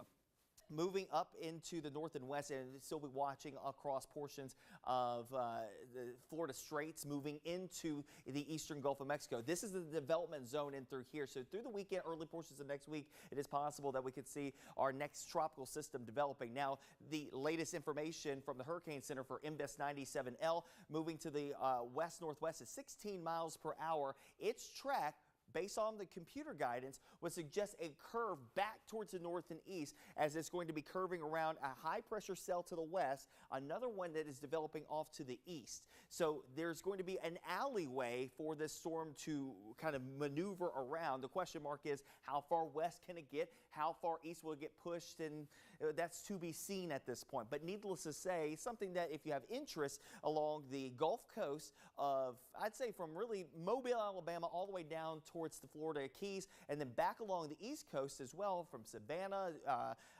Jacksonville, up towards Wilmington and the Outer Banks. These areas here probably want to keep an eye on what's happening here. The next name on the list is Debbie. Here's a look at your extended forecast as we head through the next few days. Again, 95 the forecast high. Still got a chase for an isolated shower or thunderstorm in the forecast as that front works its way down towards the south, low to mid 90s through the weekend. Slight drop in humidity, just the slightest of drops, but just enough to take the edge off. Into early next week as Memphis Shelby County schools get back into session on Monday. Still going to be plenty hot. 96 the forecast high, but at least the humidity won't add too much bulk on top of that. But as we get towards Wednesday, there is a surge of moisture that will sneak in here. Upper 90s will operate more like 110 degrees. So a first alert weather day could be in play there. I give you a first alert to that. Still a chance for an isolated shower as we head towards Thursday, Friday of next weekend. That comes by way of a front approaching the area. That front is what will actually be a buffer zone for the potential future Debbie to get corralled around and then work its way to the north and east and away from our area and eventually drag down some slightly drier air and slightly cooler air as we head towards the upcoming weekend. For next weekend, this weekend, it's still going to be seasonably hot, but the humidity at least taking a back seat comparatively to where we have been in recent days.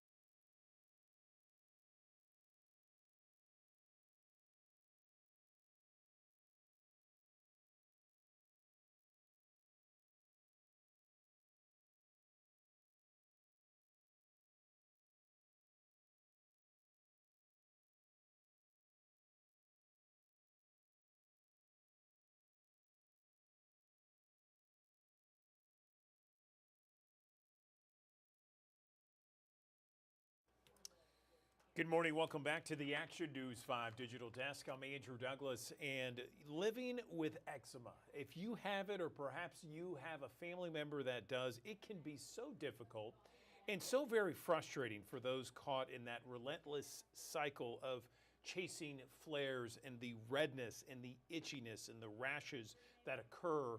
And they can occur anywhere all over the body. The good news is there is a brand new once daily steroid-free cream that can really help manage and help control eczema so you can enjoy your summer and all throughout the year, all the months throughout the year. Let's bring in a board certified dermatologist to talk about this new once daily cream. I'm joined now by Dr. Adam Friedman. He is on the digital desk, and Doctor, thank you for joining us. Let's talk about this issue and not only the issue of eczema, living with it and some of the difficulties, but this new breakthrough. Good morning. Good morning. No, thanks so much for having me here. And you teed it up perfectly. You know, this is one of the most common chronic relapsing inflammatory skin diseases that also commonly imparts a horrific impact on quality of life and also skin. And to your point that it can occur anywhere on the body and the spectrum of clinical presentations is so diverse, making the right diagnosis can be a challenge. And so for me, one of the helpful clues when trying to distinguish this from other things, the itch of atopic dermatitis really stands out as an itch that feels amazing to scratch, but not so amazing because that scratching will actually make the condition worse, but also add a level of ostracism because people will say, well, just don't scratch, you'll get better. And that's absolutely not true. And that actually adds to the burden of disease by saying something like that. So that's why I've partnered with Arcutis to really raise awareness about the condition, but also to your point, talk about new options that can really get this under control. Okay, so let's talk about that, Doctor, because we know that the summer months, that's kind of when a lot of people that live with eczema, those that condition tends to flare up, doesn't it? It can, so the physical heat, which we've had plenty of, the sweating that ensues, but also products we use to protect ourselves from the sun and from bugs. All of those can uniquely worsen active disease or even wake it up to begin with. But this is a year-round problem. Different elements, different environmental factors can trigger this. So patients are worrying about the next flare even during a flare, which absolutely sounds horrible. That's a really horrible way to live in terms of foreseeing when this is even going to get worse. And the summer can certainly do that. So let's talk about ways that people can care for their skin if they have eczema throughout the year, whether it's winter, summer, spring, fall, that sort of thing. Yeah, so there's some basic rules that apply year-round for everyone. First is limit soap use and make sure you're using a soap that is meant for someone with eczema. It actually will say it on the bottle. More importantly, apply a moisturizer to damp skin, to trap water into the skin, as dry skin is a central piece of this condition, and your skin needs a little bit of water in there for it to make itself correctly. Now, these are great, but often don't cut it. And that's where FDA-approved medications, whether it be topical or even systemic, meaning they work from the inside out, can be extraordinarily impactful. And the most recent one that was just approved is called Zoryve or Roflumilast, 0.15% cream that is indicated for once-a-day use for mild to moderate eczema for those 6 and up. And remember, this affects so many ages. It's important to have options that can be used across that spectrum. Where can people go to learn more information about this new medication, maybe some of the side effects? Are there any, by the way, and where can they go? Yeah, so first off, easy answer. You can go to Zoryve, ZORYVE.com for more information about the medication and atopic dermatitis. In terms of safety, overall, very well tolerated. The most common side effects included headache, nausea, and site application pain. But this only occurred in roughly a few % of those studied. And we're talking about a study over 1,000 people in number. So when you have a study that size, it gives you a lot of confidence about the data with respect to how a drug will behave in individuals suffering with this condition. Anything else, Dr. Friedman, you'd like to mention with regards to living with eczema, how to take care of your skin, this new medication? Anything else? Yeah, I think this is the era of eczema. Just 10, 15 years ago, we had very limited options, and now there's so much attention being paid to this condition. Also, it's important to note that someone suffering eczema is not on their own island. This condition can affect the entire family because of its impact on sleep, school, job, you name it. So getting it under control and maintaining that control is of the utmost importance for everyone. Okay, Dr. Adam Friedman, board certified dermatologist, we appreciate your time. Thank you for illuminating us to some of the new treatments for eczema and best practices. We appreciate it.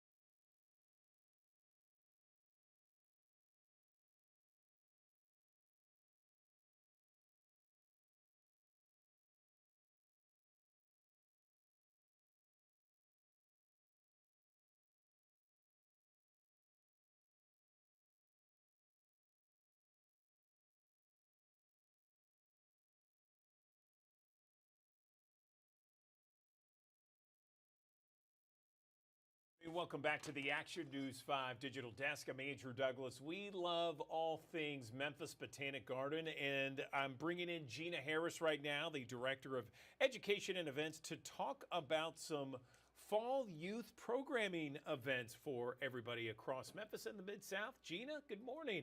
Tell me about Hey. Good morning. Yeah, welcome. We're actually sitting out here in my big backyard, which is our family garden here at Memphis Botanic Garden. And we have all kinds of different programs. I know all the kids are sad that it's the end of summer and we got to go back to school, but that means we also have lots of fun stuff happening here for them. So we've got our Caterpillar Club. So if you have little ones that aren't in school yet, this is for ages 2 to 5. So kind of that first time to introduce the little ones to an outdoor experience, an outdoor space. And this year we're going to be focusing on my big backyard. So each week, the kids will get to go around and explore my big backyard and explore the different areas of it and learn some new fun nature facts and activities within each different neighborhood in my big backyard. And that is going to be, you can choose a Tuesday or a Wednesday, and it's every other week. It'll be September through November for that one. So you'll meet twice a month, September through November. And it's a lot of fun for parents, caregivers. You can bring those little ones. You register on our website. This one sells out fast, though. It's really popular. Miss Kristen is our instructor for that one. A lot of the kids know her from Flower Tot Storytime. And some of these kids have been coming here from the age of 2 all the way till 5 when they start school. So that's a really fun one for the little ones to enjoy. Okay, and so that is is that the Caterpillar Club that you're talking from ages 2 to 5? Right. Yes, that's Excellent. the Caterpillar Club for that one. Yeah. Okay, great. So in What else you addition, got? yes, so we also have our homeschool days. So if you are a homeschool family, we have programs for you as well. Those are going to be on Mondays, once a month from September through December. And again, these are just ways to explore. This semester is going to be all about plants and what it takes to grow plants. So we'll be talking about weather and sunshine and how that helps plants. You're going to be talking about the different parts of the plants and how we even eat some of those different parts, from the stems to the roots to the leaves to the fruits. And so each different class is on there. You can register for that as well on our website. And that one again is going to be September through December on Mondays. That sounds amazing. You know, I can remember even going back to when I was, little and exploring nature at that time frame. And just in that time of your life, it's just so cool. It's interesting. It's new. It's fun. And the Botanic Garden's a great place to do it. Yeah, and there's so many different memories that people have of their childhood, and a lot of those do happen outdoors. Sometimes it's digging in the mud, it's pulling up those worms, it's seeing a bird that you've never seen for the first time, all of those fun experiences. And so we also have something for if you are in school and you still want to have some of those fun experiences, you can come to our after school garden club. This is a new one that we're going to be starting. It's going to happen right here in my big backyard, over towards my little garden, and the guest house will be kind of our classroom space. That is going to begin in September, and it'll go September and October. It's a 6-week program, and it's where kids can learn a little bit more. This is for the older ones, like 7 through 12-year-olds. And you can come to this 6-week program and learn about how to start your own garden. Why is it important to have a garden? What are the things that gardens provide for us, for our food, our clothing? So many things, really everything in our daily lives depends on plants. And so this garden club will be an after school garden club from 4 to 6. The kids will get to come over here after school, burn a little energy, digging in the dirt, learning some of these different things, planting their own plants down in the garden, and then being able to take that home so that they can do it with their family and share that information with their family. And then we hope they all come out and visit the garden. That sounds awesome. And so this, you have stuff from 2 to 5 years old. You got 7 to 12 years old with the garden club. The homeschooling days, is that 6-year-old and up? Is there an age cutoff for that? So that one is an all ages.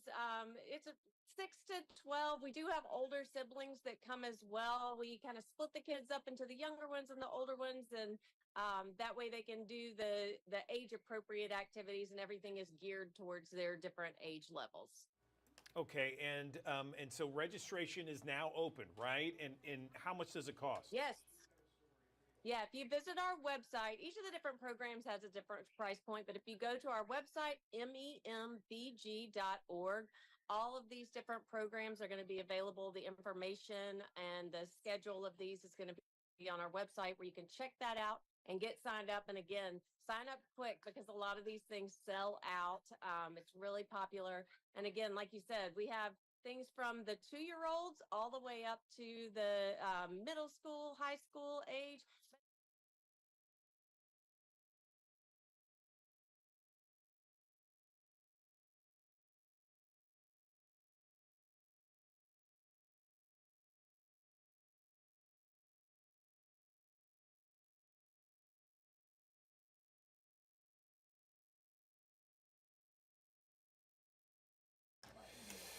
Good morning. Welcome back to the Action News 5 Digital Desk. I'm Andrew Douglas, and we've been enjoying our Team USA and Olympic coverage. It's so great to see the United States do so well on the national stage. The most medals so far in the competition, and we know more medals are coming our way. We got our own gold medalist in the food category here in Memphis. Daily Memphian food reporter Jennifer Chandler joining us on the Action News 5 Digital Desk. Jennifer, good morning to you, and I understand this is the last day of July, but man, August is chock full of great food events, right? Yes. Thanks for having me on this morning. And, usually when you think about August in the food industry, it's typically a slow time of year, but a lot of different Memphis restaurants have come up with some really cool things to keep us entertained. So when you need a break from watching the Olympics, you can head out of the house and head and do one of these activities in the coming week, because I just think that it's so cool how many cool things are happening around the city. And this is actually, I'm starting a monthly column that is going to be coming out on the last day of every month, telling you what's coming up in the coming weeks. And it's everything from festivals to small wine dinners to special menu items, so that you can know all in one place instead of scrolling through all your Instagrams to know what's going on in town. So I cannot wait. Let's hear it. Yeah. Well, let's get started with the first one, because, August and Elvis go hand in hand. And the first one is Blue Christmas at Bar Hustle. So Bar Hustle is the craft cocktail bar that's in the Arrive Memphis Hotel down on South Main. If you've not been there, it's a small little bar, but it's super cute, and they make great cocktails. And for half of the month of August, it's August 1st through 17th, they are going to be doing Elvis themed cocktails. I think, I should have looked this up beforehand, what this one is called. I am guessing it's probably called the Blue Hawaiian since it's all blue, but all the drinks are named after kind of Elvis songs or Elvis things. I think they even have something with like peanut butter and bananas on a cocktail coming up. So it sounds like a lot of fun. So if you're out and about in downtown Memphis, the beginning of the month, stop in to Bar Hustle for a cocktail and say cheers to the king. Speaking of Yum. refreshing things to do, Kelly English at Restaurant Iris has planned a watermelon and tequila lunch for August 3rd. And so this coming weekend on Saturday, he is going to be hosting a lunch. He does these events in his, I don't know if anyone's ever been back there, but in the back part of his restaurant is actually a cooking demo stage. It's this really cool kind of dining room that has a whole setup like you were in a cooking school. So that's where he hosts these events that he does, where he does cooking demonstrations. So he is going to be demonstrating a dish there. They've also paired with Shadow Tequila, which is a Memphis-owned tequila brand. And the folks from Shadow Tequila are going to be there talking about their tequila. There's going to be a specially made cocktail. It sounds like a kind of a fun way to spend a Saturday afternoon to me. And I love watermelon. The menu sounds really, really great. It's up on his Instagram, on Restaurant Iris's Instagram page right now. So you can check it out. And if you love watermelon and you love tequila and know what you need to be doing this coming Saturday. Also happening this weekend is Feast on the Farm. Now, this is an annual event that is a fundraiser for the Agri Center International. And it happens at the Showplace Arena, and it's always a cool event. It's just, it's a great way to come together as a community. There's always good food. It's always, some good entertainment, auction items, and it's a really big fundraiser for the Agri Center. So if you love everything about the Agri Center, consider putting Feast on the Farm on your calendar for this Saturday night. And I do believe tickets are still available. Moving on to next week, if you are a wine aficionado, Catherine and Mary's host a wine dinner every month. And the next one is on Wednesday, August 7th. And the sommelier there, Ryan Radish, told me that the theme this time is Italy in California. And I said, what? Italy in California? But what he's done is he's done a selection of California produced wines that are using grapes, varietals that are, indigenous to Italy. So that should be kind of an interesting dinner because the food will be good. And I have to tell you, Ryan, if you've never been to one of his dinners, Ryan Radish is so knowledgeable about wine, but he's also makes it approachable. So he is full of information. He's a sommelier. He's passed all the accreditations, but he makes it so that people like myself that know just a little bit about wine, but not too much, he makes it so that I can understand what he's talking about. It's really a unique gift he has. Next on my list, and this is again something totally different from a fancy wine dinner, the Memphis Chicken and Beer Festival. This will be the 6th annual time this event has happened. It's August 10th. And I have to tell you, I've never been to this event. Andrew, have you ever been to it? I have not, but it sounds amazing. Everything you say sounds amazing, Jennifer. Well, I haven't been to it either because I do like me some fried chicken. So this is going to be every year. It's held in the and I always get this wrong. I still always, as a longtime Memphian, I call it the Liberty Bowl, but I believe it's the Simmons Bank Liberty Stadium. It's held on the field there, and it's a fun event. And I meant to call them yesterday before we did this to say, how is it happening on the field since there's construction? So I'm wondering if this might be a really unique opportunity to see that stadium deconstructed. So it might be kind of an interesting thing. Another reason to go, even if you love chicken and beer, you can go and have nostalgia about what they're doing to the stadium down there. Next on my list is August 12th. is National Vinyl Day. And you're probably thinking, what does National Vinyl Day have to do with food? It's about records, right? Well, Memphis Record Pressing, who is one of the largest, if I understand this correctly, is one of the largest vinyl record producers in the country, if not the world, maybe, I'm not sure, has partnered with Dinstall's in honor of this day, and they have created a Groovalicious chocolate record in commemoration of the day. So this record will be available on August 12th in Dinstall stores and online for ordering. So if you are a lover of chocolate and all things Dinstall's, and you are a lover of music, this would be a really fun gift to have because they're only a limited amount made, and it is once they're sold out, they are gone. It is a commemorative thing. I'm not gonna. It's one of those commemorative things you know you kind of sometimes people save those. This won't last 10 minutes in my household, so don't save it. Enjoy it. Maybe save the box. Moving on the list is whiskey tasting. So Celtic Crossing's owner, DJ Naylor, is probably I think he is the most knowledgeable person I know about all things whiskey. I was once doing a story on him, and somebody jokingly said that DJ spends more time with whiskey bottles than he does his own children. So that could go one of two ways how you're looking at it, but he approaches it like a sommelier of whiskey. He is so knowledgeable about the topic, and his dinners are tons of fun. Rennie Alfonso, who had formerly been the chef at Chez Philippe a number of years ago, is the corporate chef for DJ's restaurants, Celtic Crossing and Bog and Barley.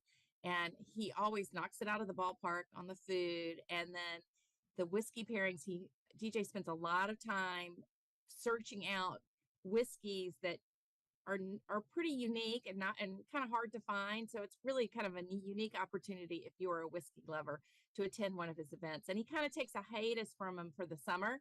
So this one on August 29th at Celtic Crossing will have been his first one that he's hosted in a minute. So next on my list, going back to wine, is the Generous Pour. This is the 16th year that the Capitol Grill has hosted this event, and it goes all summer long. And so we'll end on September 1st, but they carefully curate a wine tasting that pairs with their dishes. And it's a number of different wines that you can choose. It's a flight, and it's just a really kind of unique opportunity to learn more about wine and enjoy a beautiful steak or whatever they're cooking there. It's, you know, one of those things most people think about, oh, well, it's a national chain, but I do have to give a shout out that their executive chef is Michael Patrick. And Michael was the chef and owner of Rizzo's, which was a Memphis favorite for so long till it closed a couple of years ago. But he's at the helm over there. So, you know, the food is excellent. And it's a great way, again, to learn about wine. So as you can see, there are a lot of different things on this event, on this list going on. And August is the slow month. So I'm excited when the fall, you know, in September, we're going to have even more different things going on. And I always invite restaurateurs. If you have something, send me an email. I'm happy to include it on this list to kind of get the word out. And speaking of getting the word out, I have something I'm excited to announce that has to do, well, with me. I am launching a new series of food events with the Daily Memphian, and it's called the Memphis Restaurant Insider. And what I'm doing is I'm curating events that give you an inside look, behind the scenes look into some of your favorite businesses. And we are launching with our very first one is going to be on August 22nd. And if you cannot tell by this picture, if you don't recognize the woman in the middle or where this is, but Kat Gordon at Muddy's Bake Shop will be hosting the first one for us. And she has a great morning planned. We are going to be doing kind of a brunch type situation on Thursday, August 22nd. It includes a private tour of the bakery when it is in full action by Kat. Kat is also going to do a cooking demonstration as we do enjoy a brunch of Muddy's quiche. and one of Kat's favorite personal salads. So it's going to be just kind of a fun morning to kind of get to know Kat and get to know more about Muddy's Bake Shop and the sweet story behind it. And I'm just so, so excited about it. So if you want to get a ticket, the tickets went on sale today for the Daily Memphian subscribers. So the easiest way to always get to make sure you are first in line for a ticket is to subscribe to the Daily Memphian, in particular, the Table Talk, which is my weekly newsletter that goes out. That's where we will announce these events when they come out. And then tomorrow morning, it goes public when my Soundbite story with Kat Gordon, it's a podcast I did with Kat Gordon, goes live on Thursday morning. So that's how you can get tickets. It's going to be a fun day. And I'm just so excited to do this, to introduce people to all the great restaurateurs in town, but also to get to meet you guys, the people that listen to us and read our stories and follow the food scene like we do, Andrew. And it's just, I'm really, really excited about that opportunity. It sounds so exciting, Jennifer. Congratulations on that. One thing before you go, tell us the name of your podcast. Oh, it's called Sound Bites. And it airs every Thursday on WYXR Radio, which is a local Memphis radio station, and it's available online at dailymemphian.com, either /food or /podcast.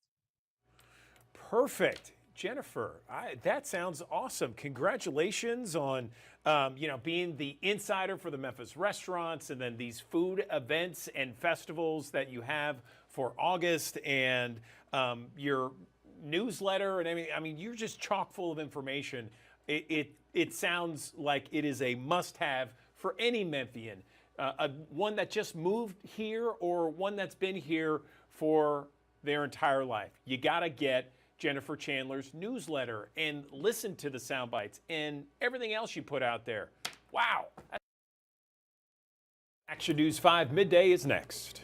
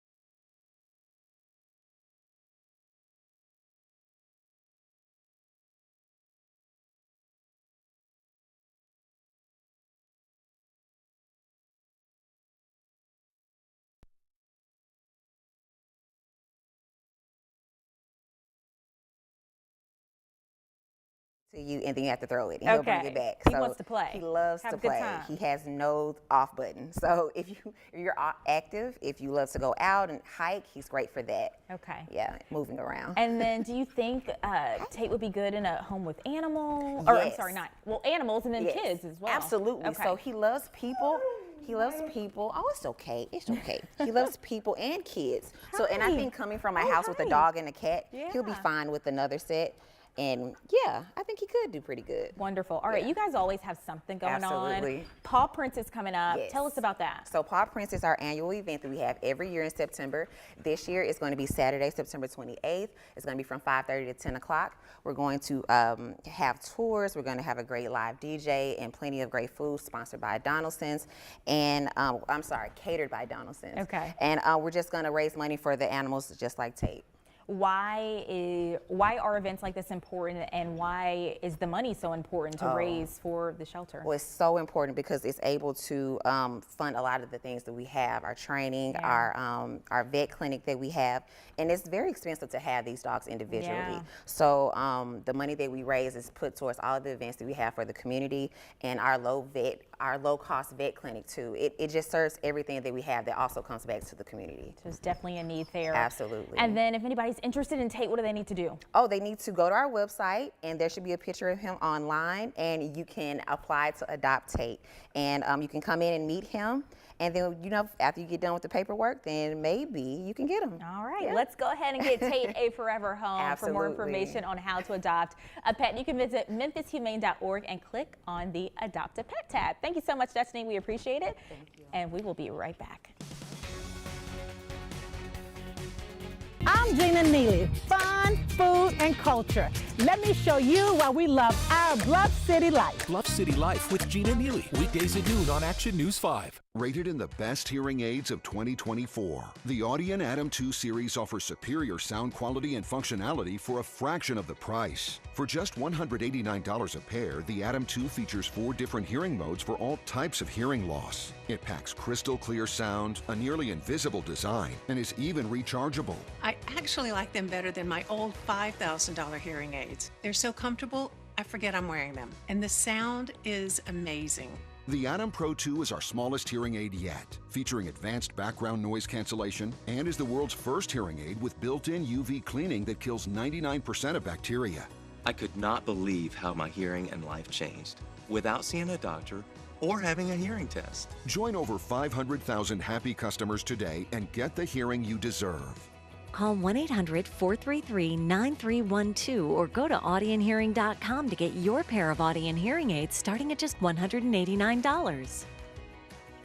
Everyone dreams of studying in Oxford, and each journey starts from a unique place. The path to your future is always Northwest. Offering over 90 educational pathways with small class sizes and affordable tuition, we have the right fit for you. Need in-demand skills for high-paying opportunities nearby? We can get you there. Eyeing a 4-year degree and